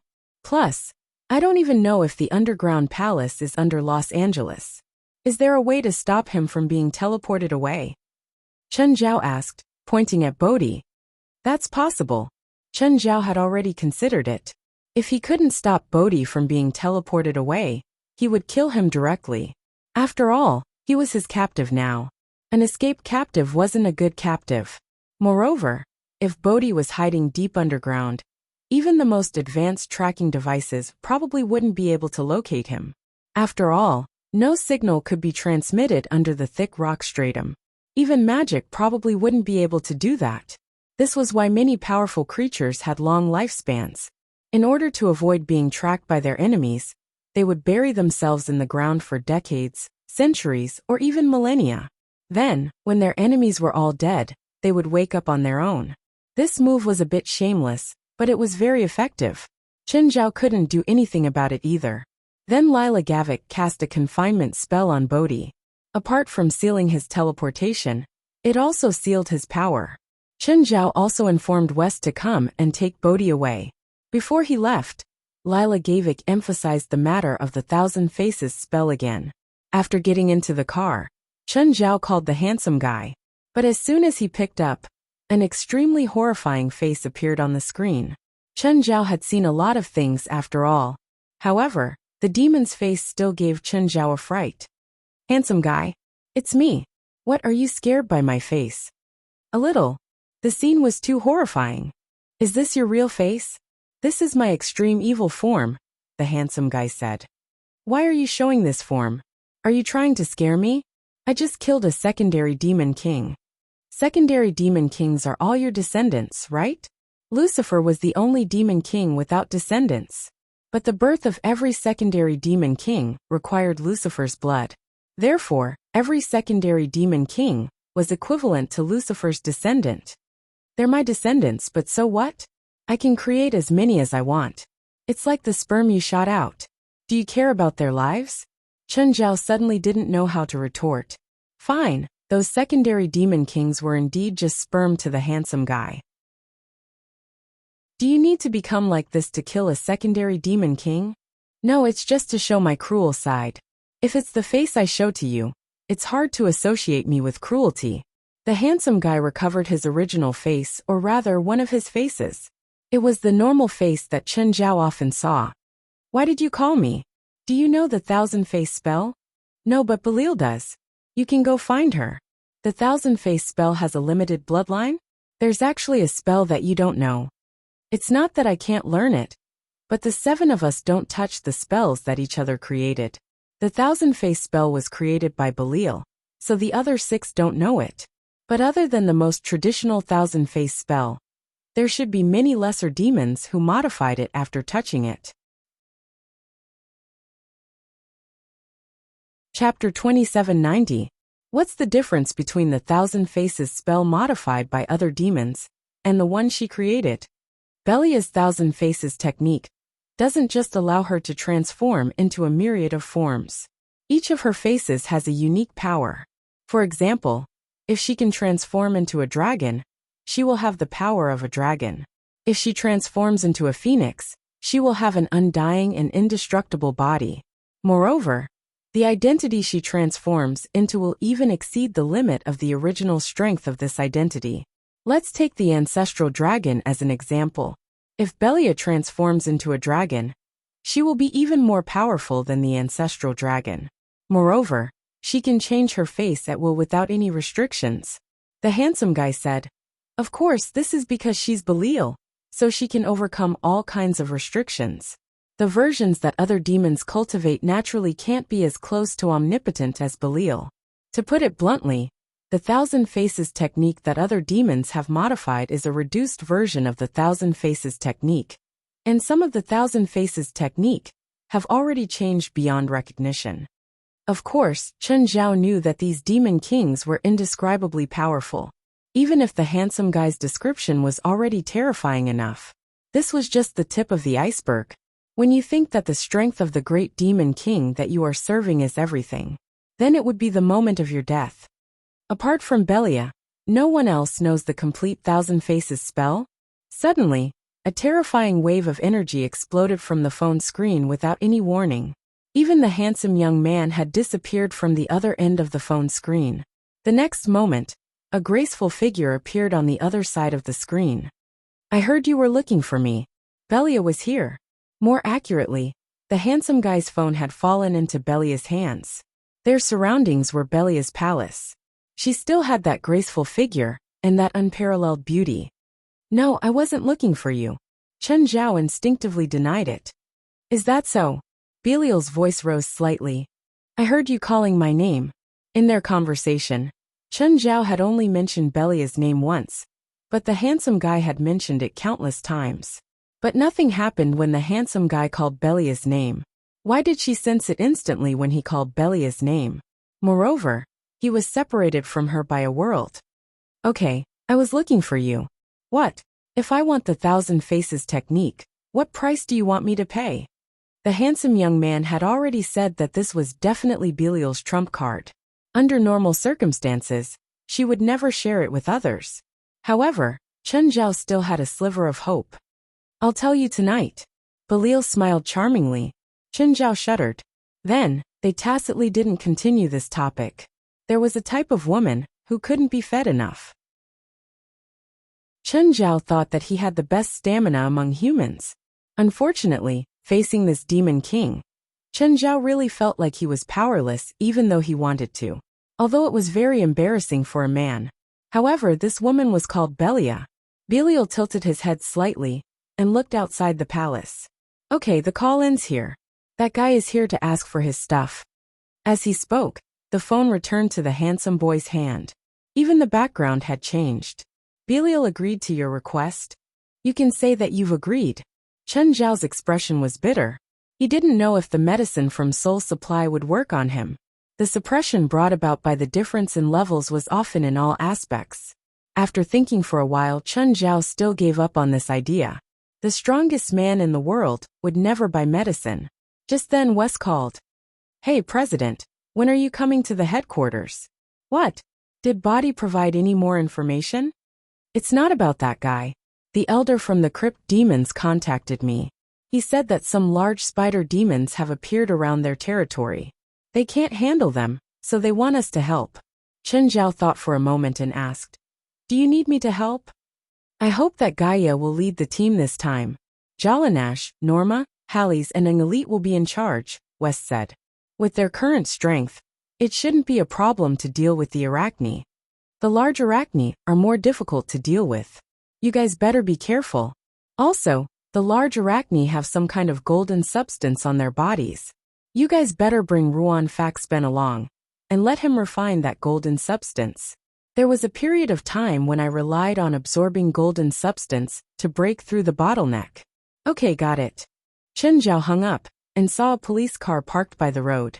The person in the car was someone he knew, Sharon. Chen Zhao parked the car behind the police car. Hi, Sharon. Chen. Sharon glanced at Chen Zhao. Long time no see. How have you been?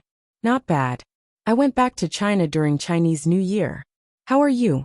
You don't seem to be in the transportation department anymore.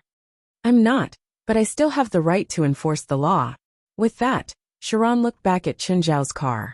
My car is parked in the parking space. Sorry to disappoint you.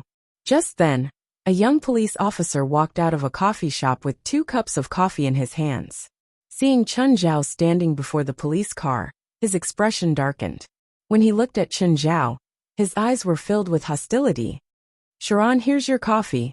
Do you know him? My friend, Sharon said as she took the coffee. Chen Zhao glanced at the young officer and chuckled. You're starting to lead newbies now? I can't help it. LAPD is short on manpower recently. Wei Deli just graduated, but he needs to familiarize himself with his job. Sharon, I think I'm a qualified officer now. I'm not a newbie. I'm your partner, Wei Deli said, dissatisfied. Is that what you think? Of course. Good.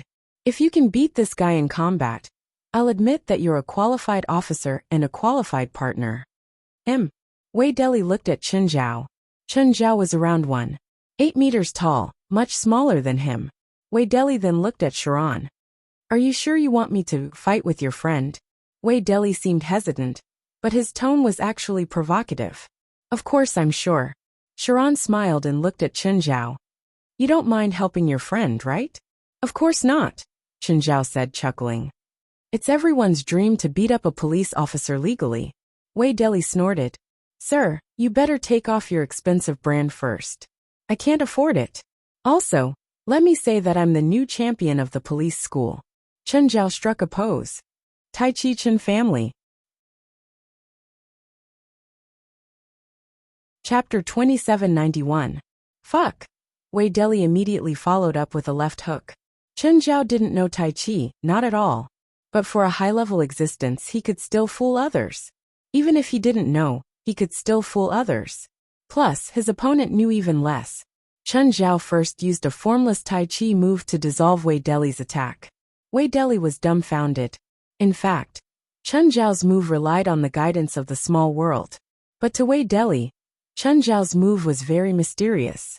Many foreigners were obsessed with Chinese kung fu. Wei Deli wasn't that kind of fan. But that didn't stop him from being poisoned. Just now, Chen Zhao had only gently touched his fist and pulled it back slightly, but Chen Zhao had managed to deviate his charged attack. Wei Deli couldn't help but get serious. At first he was just joking. After all, Chen Zhao wasn't a criminal.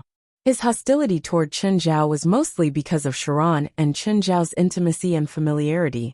It made him jealous. Plus, he wanted to act cool in front of Sharon.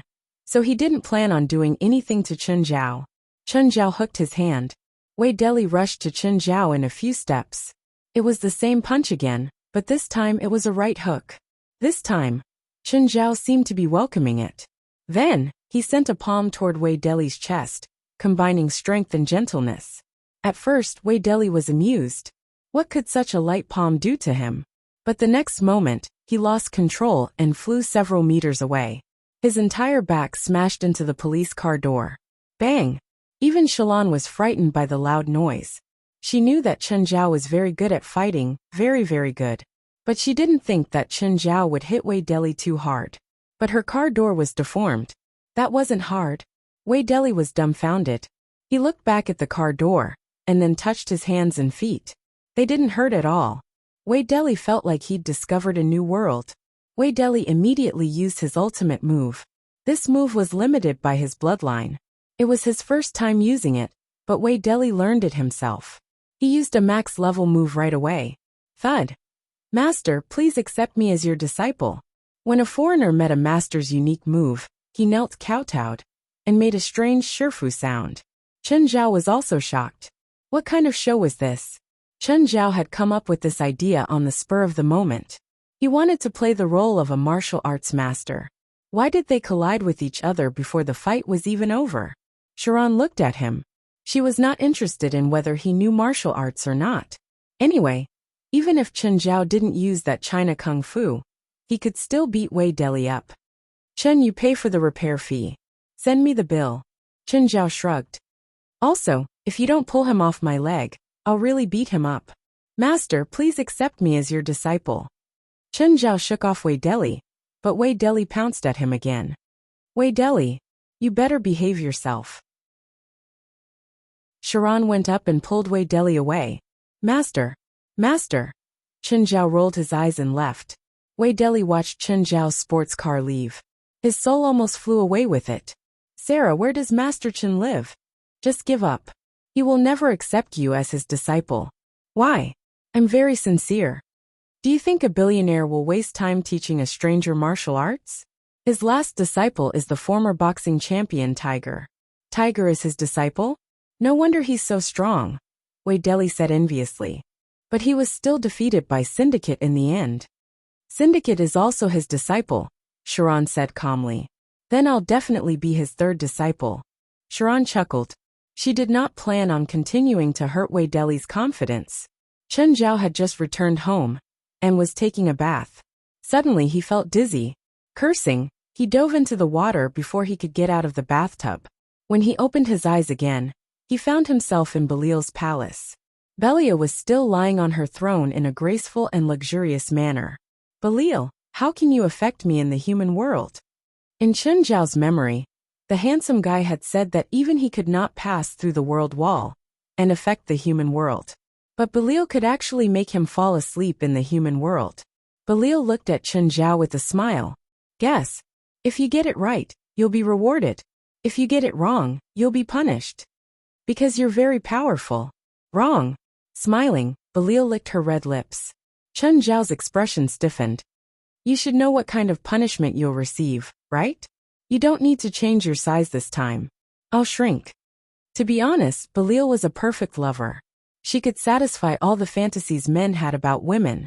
Moreover, she could change her aura, appearance, and even body according to her needs. But she was only close. She was not truly perfect. Perhaps Chen Zhao himself was not perfect enough.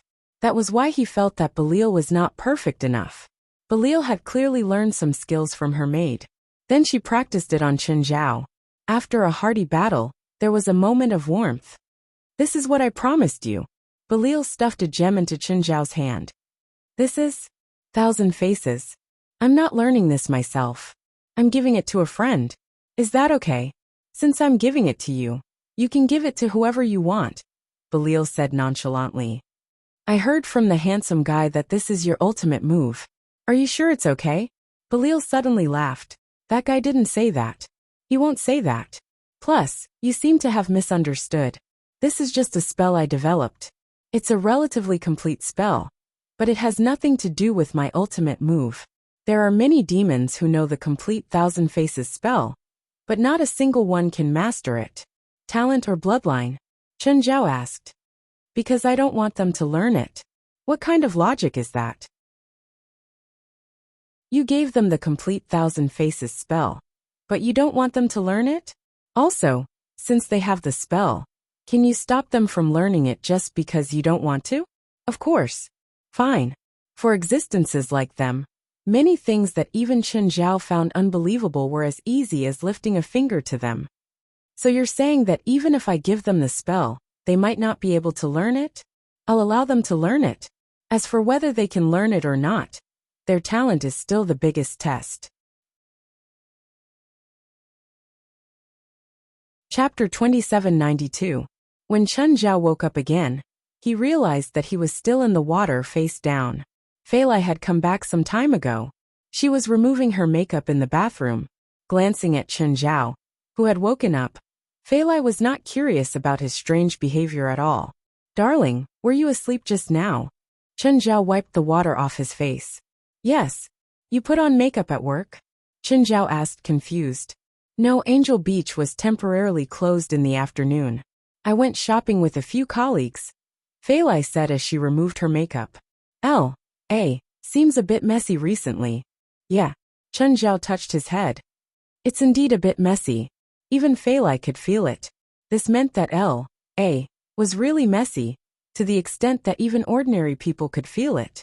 At the dining table, the children were still as quiet as they should be and frolicking about. The pets in the house went in and out too. Every now and then, a pet would come to the table to ask for food. Among them, Simba, Nana, Briar, and Bramble were the most frequent. Because of their young age, everyone spoiled them. So they were the most unscrupulous. They were already 2 years old. Briar and Bramble grew the fastest, and they were a size bigger than Simba and Nana. The food at home was good too.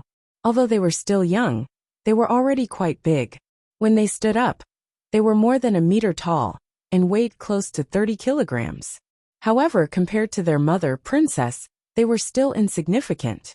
Simba and Nana's mounts were African lions. Their growth cycle was actually shorter than brown bears, but Briar and Bramble's genes came from Princess, so Simba and Nana were still much smaller than Briar and Bramble. Nevertheless, Simba and Nana, Briar and Bramble had all entered a rapid growth stage. Now they would gain several kilograms almost every month. Speaking of freaks, little Jerlin was undoubtedly the #1 freak in the family.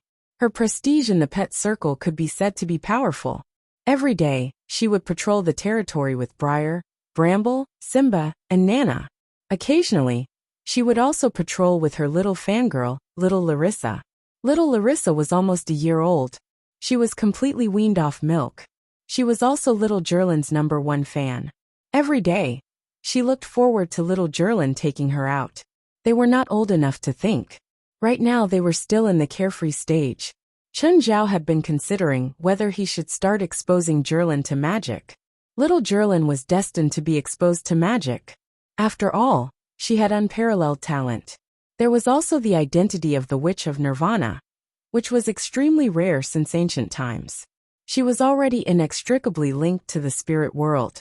She would also have to face some problems in the future. Chen Zhao didn't have any strange ideas. For example, magic was the source of misfortune and disaster. Or perhaps a childhood that was exposed to magic was a miserable childhood. In the spirit world, or at the edge of the spirit world, they would blame their miserable childhood on magic. Of course, Chen Zhao wouldn't let this happen to his child. Don't tell me that strangers want to harm them. Even getting close to it was impossible. The reason why Chen Zhao was considering whether to give little Jerlin the silence spell was that he had been thinking about it for a long time. It was mainly because Jerlin was too young. She might not be able to fully control Nirvana. Moreover, Nirvana magic itself was a very dangerous magic. At least, that was what a few knowledgeable people said. Chen Zhao didn't understand it himself. He'd read books on Nirvana magic. He could understand it, but he couldn't practice it. People would always be afraid of things they didn't understand. Chen Zhao was no exception. This was why he had been hesitant and didn't let Jerlin learn Nirvana magic. As for little Larissa, her talent wasn't below Jerlin's. After all, she'd awakened on the 3rd night the day she was born. This kind of talent could be said to be unparalleled in history. Fortunately, little Larissa didn't have any special attributes. Compared to Jerlin, Little Larissa's future magic path was clearly easier to guide. The next day, Chun Zhao went to New Moon Villa.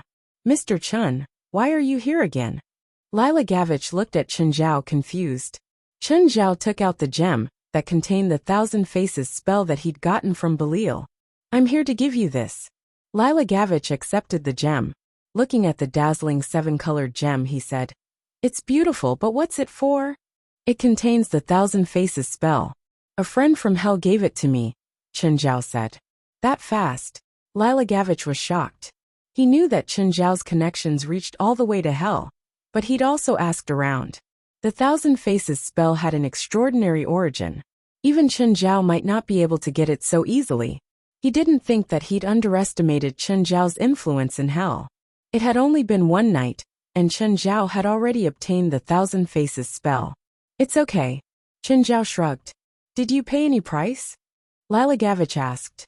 Suddenly, Lila Gavich realized that Chun Zhao's expression was strange. He seemed to be in pain and hesitation. What did this mean? Did he pay a huge price? But why did he feel reluctant to leave? Lila Gavich didn't understand. "Forget it. It's just a small matter." In the end, Chun Zhao waved his hand. He couldn't tell Lila Gavich that he'd sacrificed his body for the Thousand Faces spell. Anyway, he and Belial were already used to each other. There was nothing to announce. But Lila Gavich let his imagination run wild and filled in the blanks on his own. He felt that Chun Zhao must have paid a huge price, and he couldn't pay it back. So he pretended to be relaxed. This made Lila Gavich feel bad. He didn't think that his request would put Chun Zhao in such a difficult position. "I don't know how to extract the Thousand Faces spell from the gem," Chun Zhao said. "The person who gave it to me didn't say. Try it yourself. If you really can't extract it, I'll ask the person again." "Are there any restrictions to cultivating this spell?" "This spell has a very powerful origin. Apart from Inyaxalai and Bellori, I don't recommend anyone else to cultivate it. You probably won't believe me even if I tell you the specific reason. Only they're allowed to cultivate this spell." Lila Gavich didn't really understand, but since Chun Zhao said this, there had to be a reason. Lila didn't plan on forcefully taking the spell. After all, he'd prepared it for his adopted daughter. Moreover, he'd asked Chun Zhao for this spell. If he really needed some powerful spell, he could ask Chun Zhao for one. He didn't have to get the Thousand Faces spell. Chapter 2793. On the way back, Chun Zhao saw a group of hoodlums enter a restaurant. Chun Zhao parked the car at the entrance and watched what was happening in the restaurant. The hoodlums had blatantly eaten and dashed away. They even beat up the staff. Before the police came, they swaggered away. Chun Zhao drove slowly behind the hoodlums. They entered a bar, Hellfire Bar. Chun Zhao stayed at the street corner and kept staring at the bar. After 10 minutes, Chun Zhao took out his phone. "West, send that Bodhi to me. I'm on Ming D Street, opposite a bar called Hellfire." "President, what do you want this guy for?" "I have some ideas," Chun Zhao said. A while later, Jalanash sent Bodhi over. Nal had come with Jolene and Nash. "Why is she here?" Chun Zhao looked at Nar. Chun Zhao had seen Nar twice. He only remembered that Nar was Jalanash's sister. Apparently, they were related by blood, but they were quite far apart. "She's been playing at the headquarters these days. She heard that I have a mission, so she came to join in the fun," Jalanash said. "President, do you want to do it? If it's just a normal person, I don't mind helping you." Nar shouldn't mind either. Why were Jalanash and Nar so excited? Because Chun Zhao had the legal right to use violence. The Anti-Terrorism Security Department had already sent out a notice. No matter what, they had to restore order to LA. Since this mission had been sent to the supernatural organization, it meant that they had the right to use magic and supernatural powers on normal people. The English gang was too violent. It caused the security of LA to plummet. It also touched the government's bottom line. No matter which government it was, they didn't like a situation that they couldn't control. LA's security was clearly beyond the government's control now. In troubled times, severe punishment was necessary. This saying was also true in Los Angeles. That was why the supernatural organization was given this power. Of course, The decision was still in Chen Zhao's hands. We're going to do it, but not me or you. Chen Zhao looked at the back seat of Jalanash's car. Bodhi, who was sitting in Jalanash's car, seemed to feel Chen Zhao's gaze. He lowered his head subconsciously, avoiding Chen Zhao's gaze. Bring him here. Bodhi was very obedient as a lamb. If they didn't know this guy's identity, they probably wouldn't believe that he was a ruthless character who killed his wife to prove his Tao. Do you know this place? Chen Zhao pointed at Hellfire Bar. Yes, it's Big Golden Tooth's territory. However, Big Golden Tooth was killed and is now under the control of one of Mr. Miro's trusted aides. Go in and kill him, Chen Zhao said. Bodhi widened his eyes and stared at Chen Zhao in shock. Chen Zhao glanced at Bodhi. What? Is there a problem? No problem at all. Bodhi knew why Chen Zhao asked him to do this, but he had no choice. Oh, remember to keep them alive. Chen Zhao patted Bodhi's shoulder. Bodhi went in dejectedly. Not long after, there was a commotion in the bar. First, a few dancers escaped from the bar. Then, a few punks with blood all over their faces escaped from the bar. It was morning, and there were definitely no ordinary customers in the bar. Then there was the sound of gunfire. About 20 minutes later, Yi Zichen sat down. Bodhi walked out of the bar, covered in blood. I've already completed the mission. Bodhi looked at Chen Zhao expressionlessly. Slower than I thought, Chen Zhao said indifferently. Don't drip blood on my car door. Bodhi took 2 steps back. President, you want him to be the traitor? At least make the English gang think that he's a traitor? Will it work? No one can tolerate traitors, Chen Zhao said. Also, it's time to fix L.A.'s law and order. If we don't do anything, it'll cause even more trouble. Let's go to the next place. Don't let that guy get in my car. I don't want my new car to be dirted. I'll call the bank and clear your car loan, Chen Zhao said. I'll be happy to help you, President. When did you learn to be as greedy as an elite? President, you don't know how much my daily expenses are. Makeup, clothes, house, car, and magic items all need money. I can understand Angelite's difficulties now. Chen Zhao rolled his eyes. No matter how hard Jalanash made it sound, her income was actually more than most people in the world. The most effective way to solve chaos was violence. Whether it was mediation, legal support, or any other methods, they were far less effective than violence. Looking back at human history, there were far more cases of ending wars with war than through negotiation. Jalanash hung up the phone. President, I don't want to listen to your long speech. I just want to know when it's NAR, and my turn. They'd already gone to 4 places. Chen Zhao only had Bodhi fight each time. Jalanash had completely become a driver. NAR, who'd been a volunteer fighter, complained incessantly. She'd come to join in the fun, not to tour L.A. It's about time, Chen Zhao said. The next stop is the lumberyard. Really? Do we have a chance to fight? We've been to 4 places in a row, and Bodhi has killed quite a number of people. No matter what, the other side has already reacted. The logging site is remote, and it's a good place for them to gather. If we're lucky, there should be 1 or 2 decent opponents. Chen Zhao glanced at Bodhi, who was sitting in his passenger seat. Bodhi had already gone to 4 places. Other than the 4 gang leaders that Chen Zhao had asked him to kill, he'd also killed close to 20 people. But he wasn't unscathed. He'd been shot in the thigh, hit with a stick and kicked a few times. Right now, it was already impressive that he could keep 30 to 40% of his abilities. Bodhi was actually quite strong. What he meant by not bad was that taking on 4 gangsters alone was already his limit. With his strength, it was unrealistic for him to purge the entire underground world of Los Angeles in a day. But Chen Zhao didn't want to wait that long. He hoped to calm the entire underground world in the shortest time possible. Of course, he would use Chen Zhao's original plan. Kill until blood flowed like a river. Then he would use the gang's best method to solve problems. Sometimes, no matter how much he thought, it would be faster and more convenient to fight. Chapter 2794. Chen Zhao and Jalanash's car drove into the logging field. One had to admit that the scale of the welcome was unprecedentedly grand. It was so grand that Bodhi couldn't help but tremble. There were at least 100 gangsters in the field before them. Most of them had guns too. Gangsters.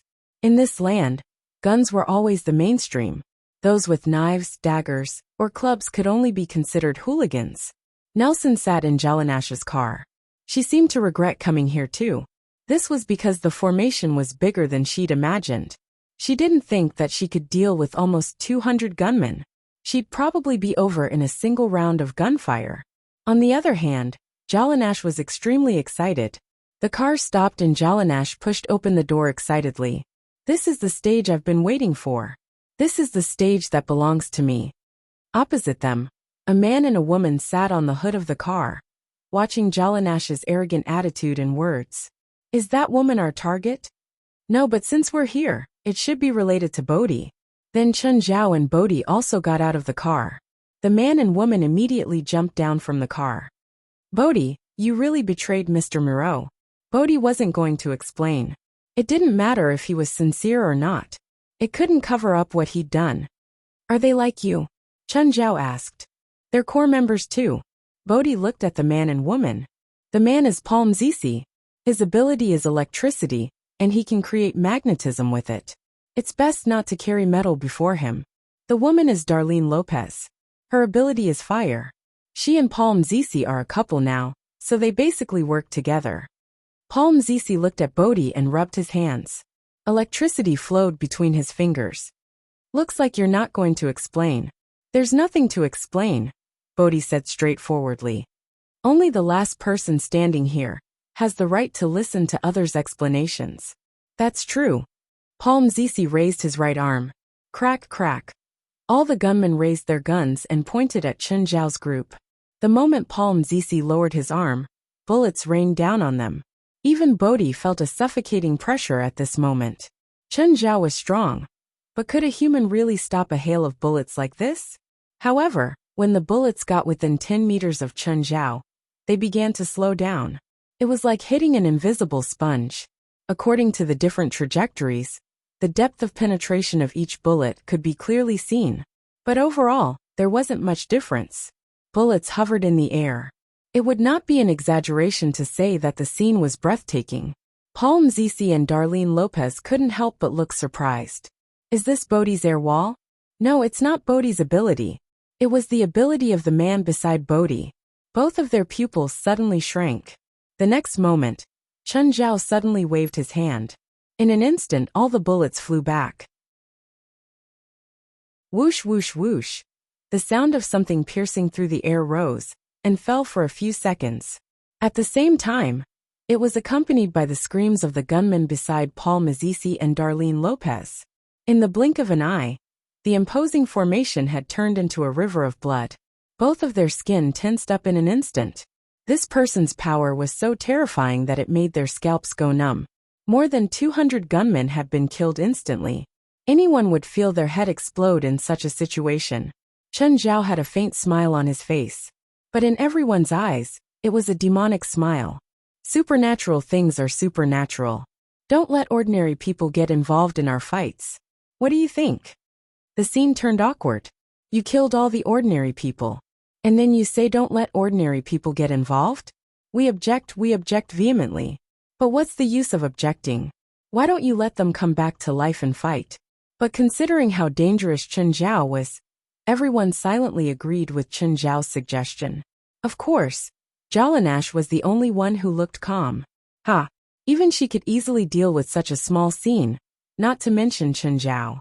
When one's power reached a certain level, numbers really couldn't restrain them. Unfortunately for Chun Zhao, Jalanash was also in the same situation. I'll finish up now. Jalanash opened her arms.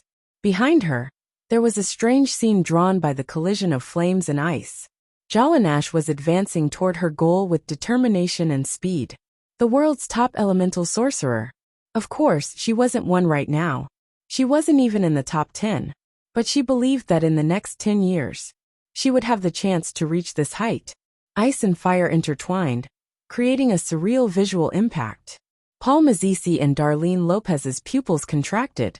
Jalanash gave them a sense of danger. Palm Zizi attacked Jalanash first. But he didn't use the most primitive lightning attack. Instead, he controlled the falling bullets around him and shot them at Jalanash. Paul Mazisi used electricity to create a huge and powerful electromagnetic field. Suddenly, Jalanash's body was covered in her own flames. The next moment, her body was covered in a layer of elemental scale armor. When the metal bullets landed on her skin, they all melted and changed shape. Before they even got close, they turned into liquid metal. Fire Dragon Body. It was the ultimate form of fire magic. Cultivating this spell didn't just require powerful spells. There was something else that was necessary. Fire Dragon Blood. This was an extremely rare and precious magic material in the outside world. It was basically a commodity in the supernatural organization. The body of the fire dragon allowed the spellcaster to transform into a form similar to the fire dragon. Not only did it have extremely strong defensive power, but it also had a powerful defensive ability. It didn't just have powerful defense, it also had powerful physical attacks. Jalanash's power wasn't out of Chen Zhao's expectations. But Nair was terrified. When did his childhood playmate and little sister become so terrifying? Jalanash didn't use her fire dragon body to advance further. The flames on her body extinguished immediately, replaced by an extremely cold dragon body. This was her self-created ice dragon body. Before this, there wasn't such a spell in the spiritual world. Through modifying some magic formulas and modifying magic materials, as well as countless attempts, she finally succeeded in creating this spell. Ice Dragon Body was almost complete, but it wasn't perfect yet. Of course, this kind of opponent was more than enough to deal with a situation like this. Chapter 2795. Ice Dragon Body and Fire Dragon Body were opposites. But the principles and training methods were the same. They both needed the dragon's blood as the initial medium. Nevertheless, Ice Dragon Body made up for some of the flaws of Fire Dragon Body. And this was under the condition that Ice Dragon Body wasn't complete yet. One had to admit that Jalanash's magic talent were being displayed bit by bit with Chen Zhao's support. Covered in Ice Dragon Body, Jalanash pressed her arms down, and the ice dragon claws landed on the ground too. Instantly, extremely cold ice engulfed a radius of a few hundred meters. Even Chen Zhao had to hide in the sky so that he wouldn't be frozen. Nar and Body both stood on the roof of the car. Elemental magic was the magic that Chen Zhao yearned for the most when he first came into contact with the spiritual world. Elemental magic gathered almost all of Chen Zhao's fantasies about magic. It was extremely beautiful and powerful at the same time. One could say that elemental magic was synonymous with destruction. There were defensive spells in elemental magic too. However, when people heard about elemental magic, they first thought of violent flames, howling winds, cracked ground, and huge waves. Chen Zhao had to reach the Shangqing realm to be able to create such destructive power. But Jalanash was still very far away from Shangqing state. She already had such terrifying destructive power. This was elemental magic. Of course, this kind of frozen area with a diameter of several hundred meters was just a frozen area. In reality, it wasn't very lethal. If it was another opponent, Jalanash probably wouldn't be able to gain an advantage. But neither Paul Mazisi nor Darlene Lopez were very strong. They were about as strong as Body, and hadn't fully developed their abilities either. But they were facing Jalanash, who'd been playing magic since she was young. Paul Mazisi's attacks were mainly lightning attacks, magnetic fields, and metal attacks. These two didn't have any effect on Jalanash. Jalanash's Ice Dragon Body and Fire Dragon Body kept switching. The dragon's high magic resistance was also inherited by these two types of magic. One could say that Jalanash now had all the advantages of an elemental mage, and made up for all their disadvantages. Chen Zhao glanced at Body. Does the England gang allow colleagues to date? Some companies even forbade office romance. Logically speaking, for an industry like theirs, didn't they first have to kill their wives to prove their Dao? Why were they still allowed to date? Bodhi was very dissatisfied with Chen Zhao's behavior. He was still in the mood to chat with him before the battle, while others were fighting for their lives over there. He was leisurely and contented here. It was very intolerable. Mr. Moreau doesn't care. said Bodhi with his face tied. Suddenly, ice spikes rose from the ground, and then the ice spikes exploded. Darlene Lopez screamed. Her thigh was hit by the splashing ice, and a large piece of flesh was cut off. Palm Zizi wanted to help, but with Jalanash in front of him, there was nothing he could do. Using the metal pieces, he used magnetic force to form a metal barrier, temporarily blocking the flying ice shards. But in the face of Jalanash's terrifying lethality, he could only struggle on his deathbed. Jalanash was too strong. He was so powerful that no one could resist him. Jalanash seemed to be tired of playing and wanted to change to another spell. Jalanash held Nash's palms together, and a huge amount of magic surged through her body. A huge red eye appeared above Jalanash's head. Pop! Instantly a death ray shot out from the red eye. However, this death ray was much more powerful than a normal death ray. The death ray swept across and hundreds of trees in front of them were instantly cut in half. Paul Mazici and Darlene Lopez were also lying on the ground, which was how they managed to dodge the attack. But they were also scared out of their wits. This kind of attack wasn't meant for humans at all. If it landed on a human, it would be no different from a missile or a cigarette butt. After a round of 90-degree sweeps, Jalanash's second attack was coming. This time she adjusted her angle. It seemed like she wanted to end the battle completely. Suddenly, two beams of light shot down from the sky and enveloped Palm Zizi and Darlene Lopez. At the same time, they blocked Jalanash's death ray. Chen Zhao's eyes widened. It's here. Chen Zhao suddenly flashed before the two beams. He reached out to grab Palm Zizi and Darlene Lopez, who were in the light. However, when Chen Zhao's palms were at the elementary level, he felt that the two beams contained indescribably great power. He actually couldn't break through the protection of the two immediately. Chen Zhao's power suddenly increased by 10 times. The beams dimmed a lot and flickered unstably. Chen Zhao sensed a long-lost sense of familiarity from the beam of light. This power was very similar to the god of strength that Chen Zhao had felt before. The two should be very closely related. Chen Zhao finally broke through the beams. Everyone heard the sound of something shattering. Chen Zhao's hands also grabbed Palm Zizi and Darlene Lopez. Just then, another 4 beams of light fell from the sky. This time, they didn't envelop anyone. Instead, 4 figures were teleported over. These 4 figures were not humans but pure energy bodies. But they all wore golden armor and held knives, spears, swords, and axes. Without a word, they started attacking Chen Zhao directly. Chen Zhao first dragged Palm Zizi and Darlene Lopez out of the light and tossed them before Jalanash. At the same time, he raised his arm and punched the knife-wielding golden energy body. At the same time, the knife-wielding golden energy body slashed at Chen Zhao's shoulder.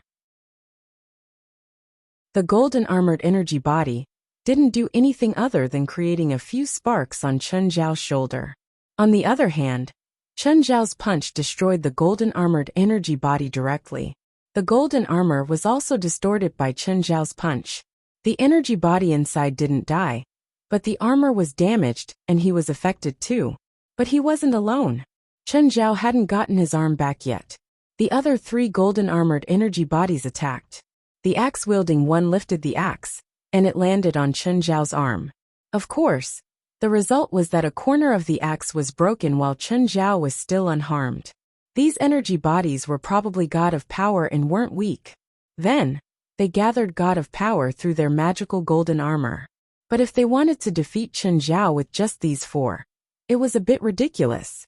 Chen Zhao didn't destroy the 4 golden armored energy bodies directly, because he wanted to collect the spoils of war. Otherwise, there wouldn't be anything left of them now. He also wanted to test it and see if he could gain more. Unfortunately, Chen Zhao knew nothing about the energy they contained. Apart from destroying them, he couldn't do anything else.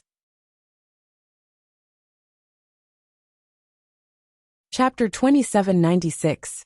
These bodies of energy weren't weak, but they weren't that strong either.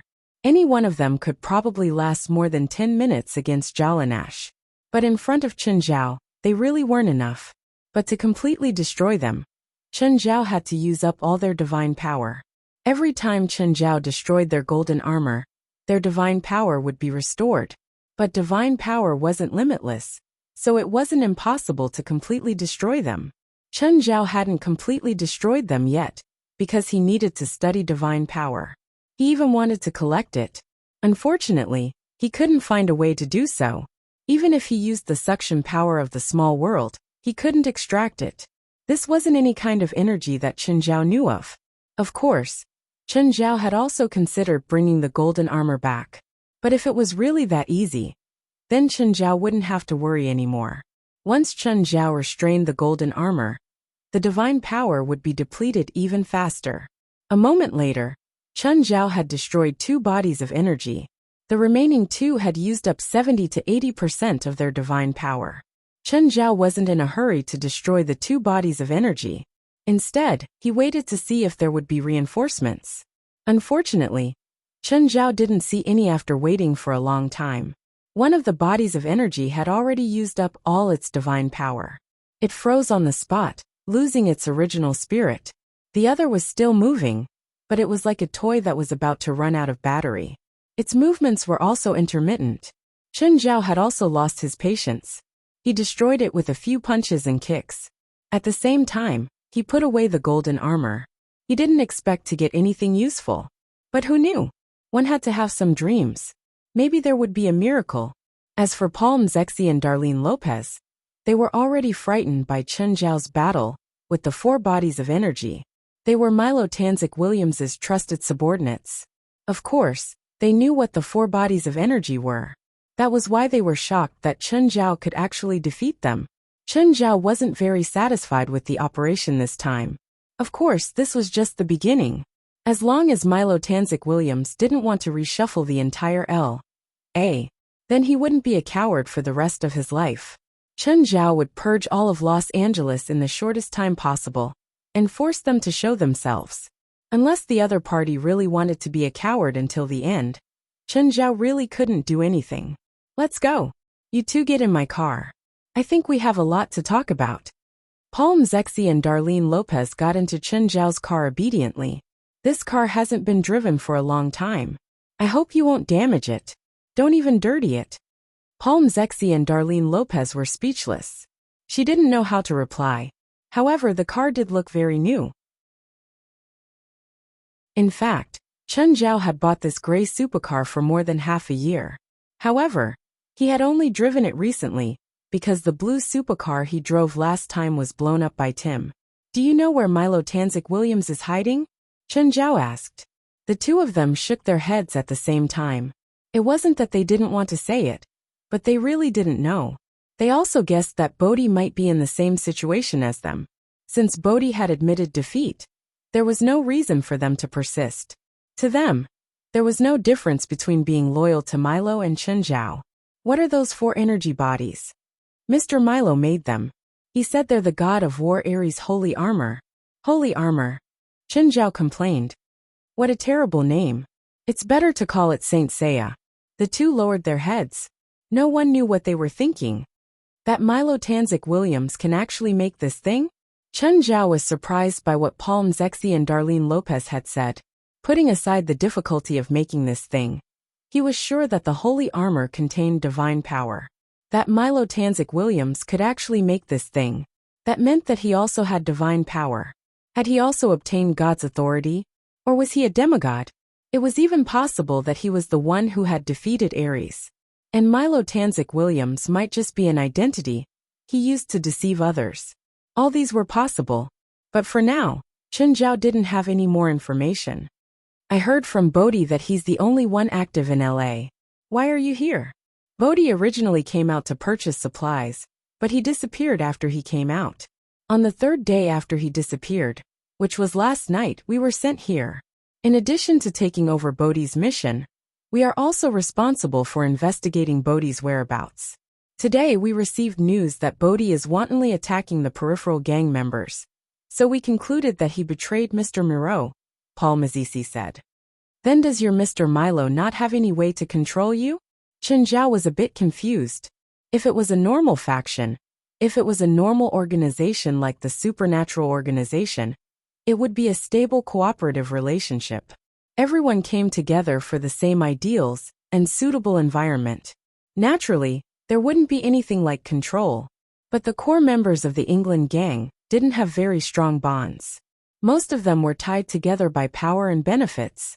Therefore, Milo Tanzik Williams couldn't have no restrictions on him.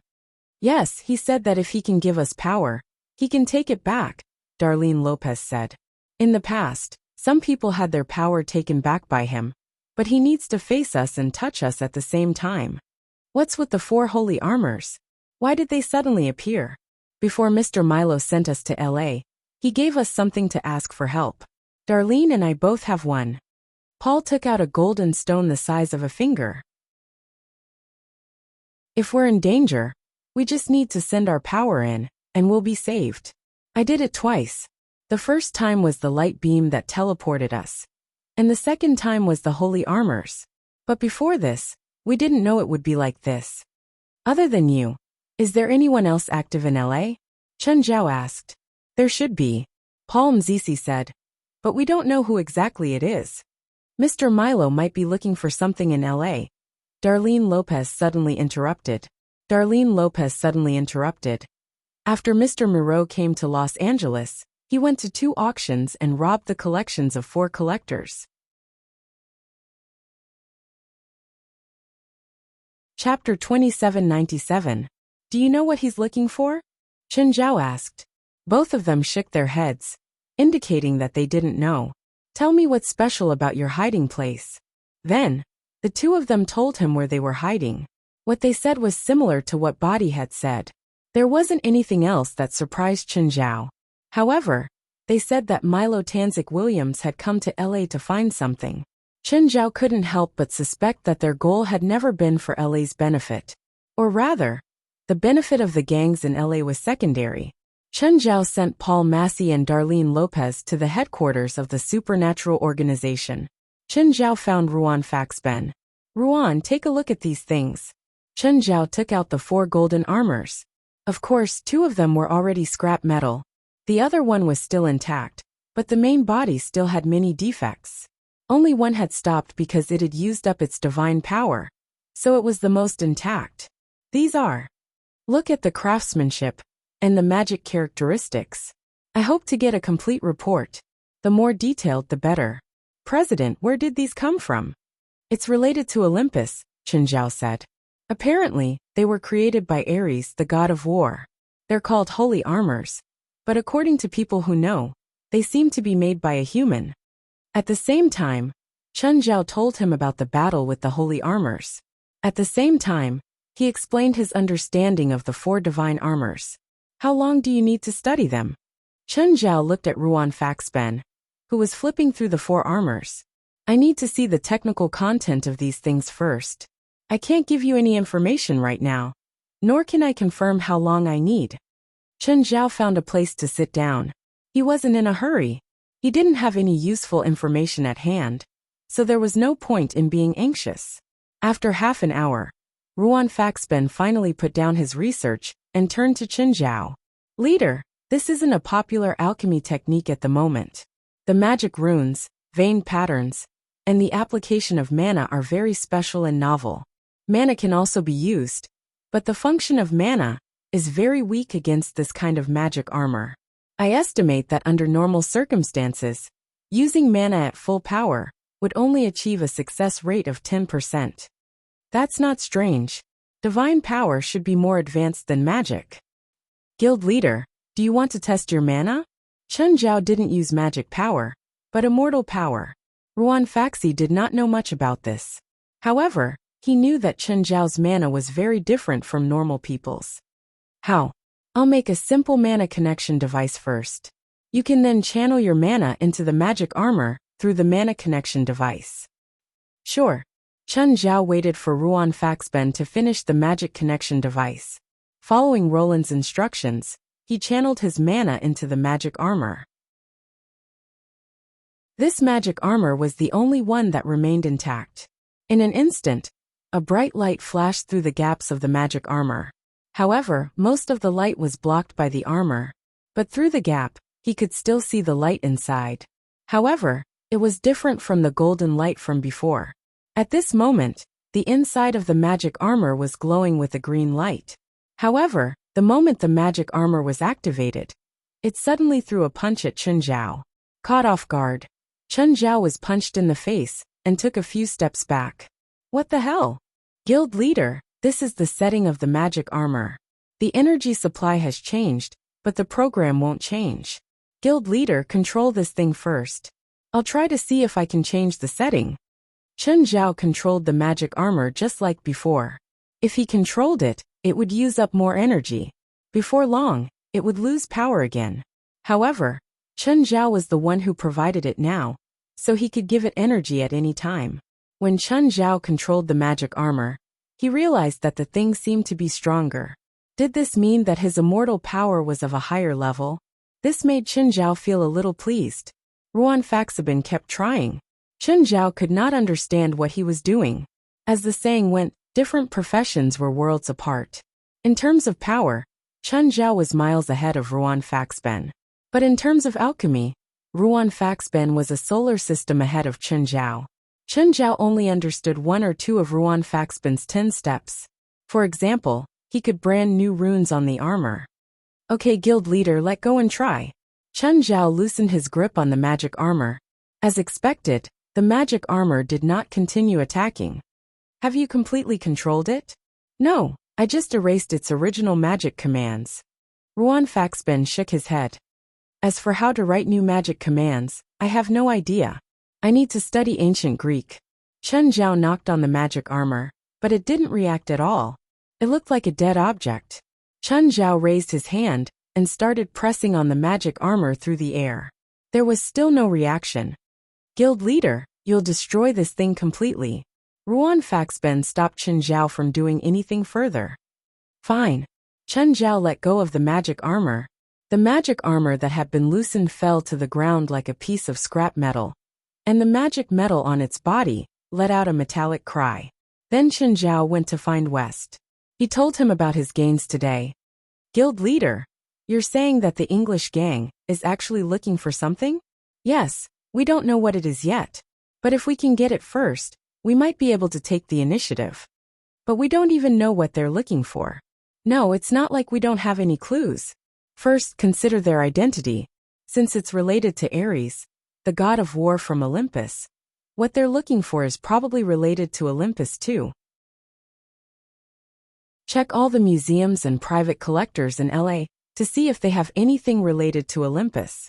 Of course, it might also be related to ancient Greece. That's a good direction to investigate, but it'll probably be very troublesome. After all, the people who can collect these things probably have a strong background. Even we can't easily snatch their collection. Let's investigate first. We don't have any clues right now, so it's useless to think too much. Even if we can't get the collection, we can at least monitor it. If they use violent methods to snatch it, we won't be unresponsive. Chapter 2798. In the next 3 days, many things happened in LA. Even the police, who had headaches when it came to gangs, were dumbfounded by these events. The gang leaders were killed one by one. Of course, every time something like this happened, it wasn't just one gang leader who died. Most of the time, it was a brutal massacre. If it was less than 2 digits, then it might be considered mild. Of course, this also attracted the attention of the other big bosses of the gangs. Most of the big bosses of the gangs were on high alert. Some cowardly ones turned themselves into the police. This kind of mafia boss who sought the police's protection was indeed quite fresh and refined. But this couldn't guarantee their safety. The deaths continued. Even the police couldn't save their lives. The police didn't even know how the gang leader they were protecting died. They only knew that he suffocated to death. But the gang leader protected by the police didn't fall into the water. Plus, he wasn't in a confined space. No one could figure out what had happened. Except for the people involved. Bodhi wasn't the one who did it. Bodhi was strong. But he couldn't suffocate someone from afar. Chen Zhao was the one who did it.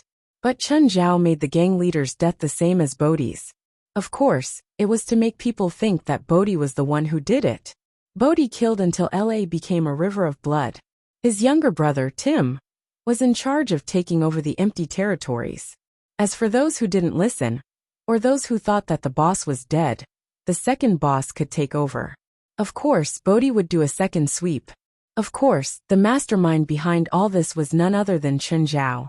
It was Chen Zhao. Chen Zhao still firmly believed that, as long as he killed until blood flowed, he would definitely be able to return peace to the world. There weren't many people in the world who weren't afraid of death. At least, Bodhi and Tim weren't stubborn people. The police didn't even dare to announce the number of gang deaths every day. If they really dared to announce it, it might really cause chaos or even upheaval. These 3 days were the toughest. 3 days later, the situation suddenly improved. The number of gang deaths dropped, because the gang leaders were all afraid of death, although they said that they lived a life of blood on the edge of a knife. However, they had never experienced such a terrifying experience of a bloody storm. Every day, a few gang leaders were killed. Plus Tim's activities, no matter how stupid they were, they knew that this was a fight for territory. In the past, they might have struggled a little, but now, they could only hope that they could escape the trap and leave the group. Tim probably hadn't even thought about it. One day, he could rule over all of Los Angeles, become the underground king of Los Angeles. Of course, he would be even happier if Chen Zhao wasn't here. Chen Zhao was the real boss behind the scenes. In fact, Chen Zhao had been the main attacker for the past few days. Most of the time, he was by Chen Zhao's side. He told Chen Zhao about every power and boss on the streets. Of course, he had also witnessed Chen Zhao's cruel side. Most of the time, Chen Zhao's attacks weren't bloody but strange. Chen Zhao would choose to do it indoors and in private places. He wouldn't do it in crowded places like restaurants or theaters. Or perhaps he could create some accidents. For example, when a gang leader was driving, his car suddenly rushed over the railing and fell into the sea 20 to 30 meters high. When he was fished out, it was already completely cold. This was considered normal, but he had also seen some deaths that were extremely abnormal. He saw a gang leader crying while hanging himself on a crooked tree. In 5 days, Tim had completely taken control of all the gangs in Los Angeles. He also received a resounding title, Emperor of Darkness. This title sounded like a big boss. But Tim himself was very careful. He was afraid that he would be like those gang leaders and receive a free lunch for no reason. So he would carry out and complete all of Chen Zhao's orders with 120% attitude. Although there had been a bloody storm in Los Angeles in the past 5 days, but soon peace came. No matter how loud the objections were, Tim insisted on carrying out Chen Zhao's orders. Los Angeles had to stabilize. Those who were unwilling and still wanted to take advantage of the situation were basically gathered by Tim. Then, they were taken over by Chen Zhao to participate in the reclamation project.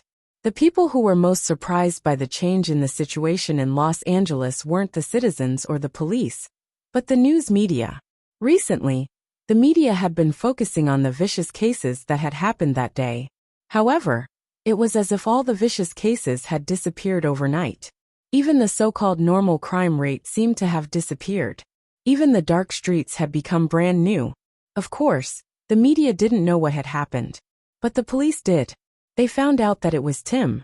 But no matter how deep they investigated, they couldn't find anything. The information they had on Tim was still stuck at the time, when he was just a hooligan. They guessed that there was someone behind Tim, but they couldn't find out who it was.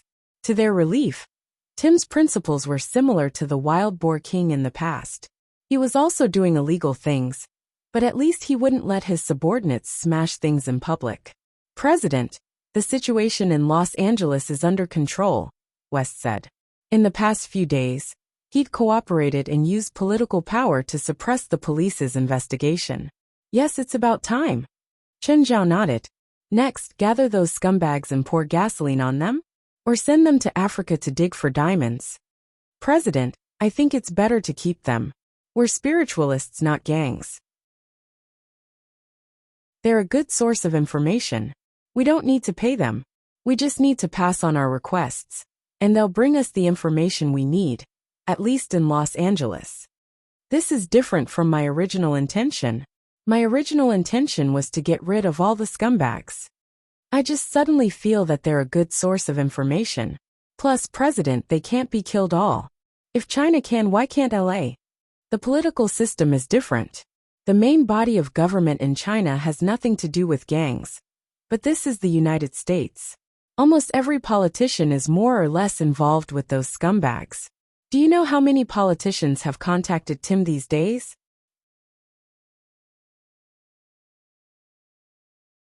Chapter 2799. West didn't have much interest in gangs at first. Or rather, he naturally looked down on them. But in the past few days, he realized that it was so convenient to control a gang. They might not be of much help, but it was so easy to gather information. Not only that, but they also had some ways to get magic materials.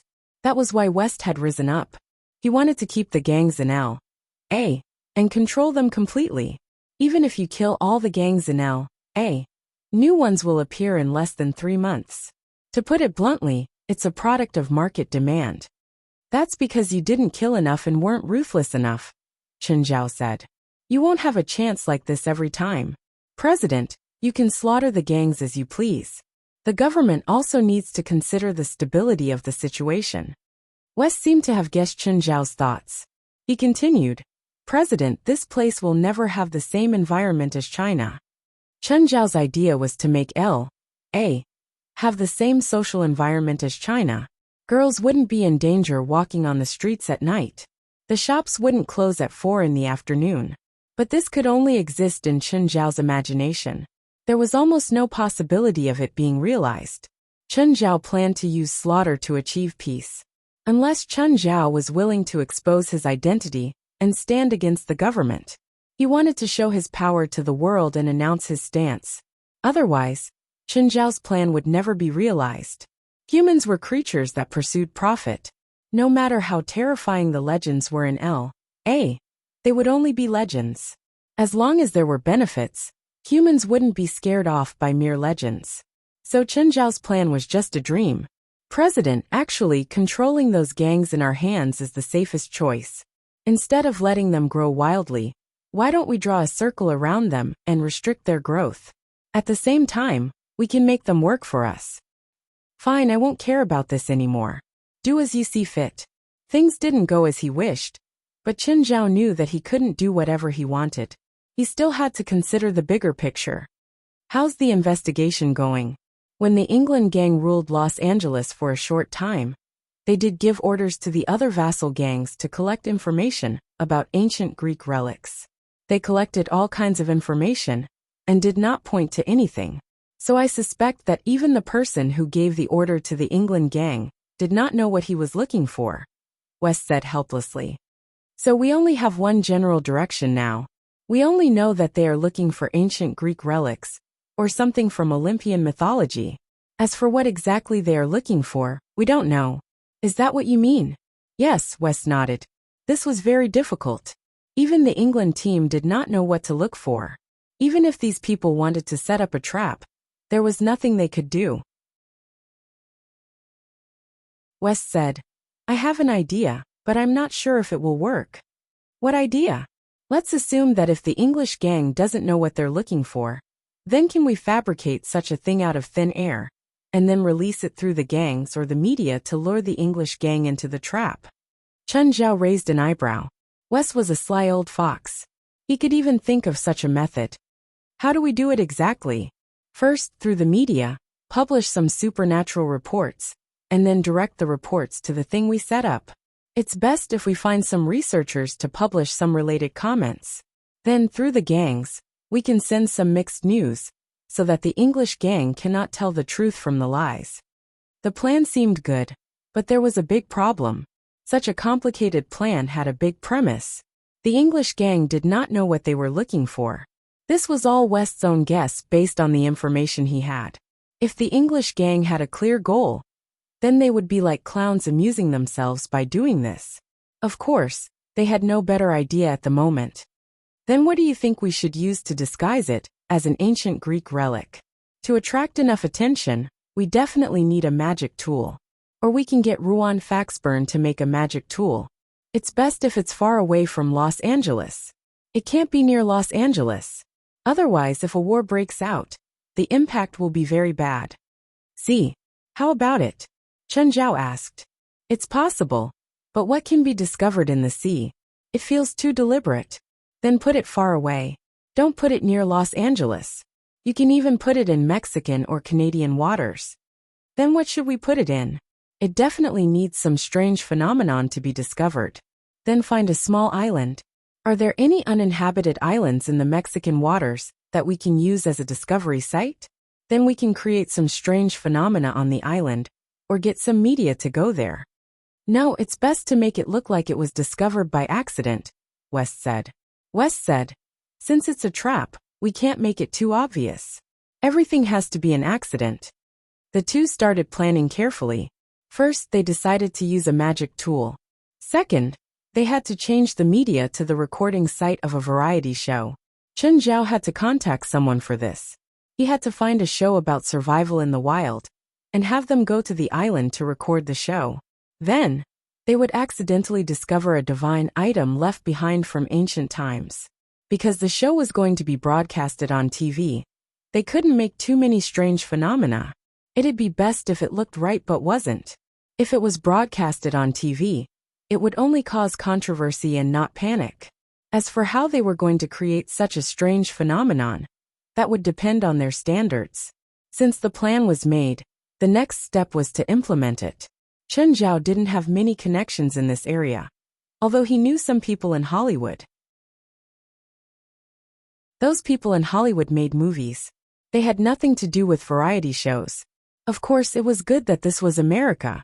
There was nothing that money couldn't solve. If there really was, it was only because they didn't have enough money. Wes went to find Ruan Faxburn to see if he could create a magic tool that met their requirements. Chen Zhao contacted Steven and asked him to help pull some strings to contact the TV station. However, Chen Zhao had to discuss the details personally. You're tuning in to the Dreamy Chapters YouTube channel. We're so grateful for your support. And don't forget to subscribe to join us on this incredible journey through captivating stories. Your generosity through donations truly makes a world of difference, as it's the primary source of revenue that allows me to expand and enhance this channel for you.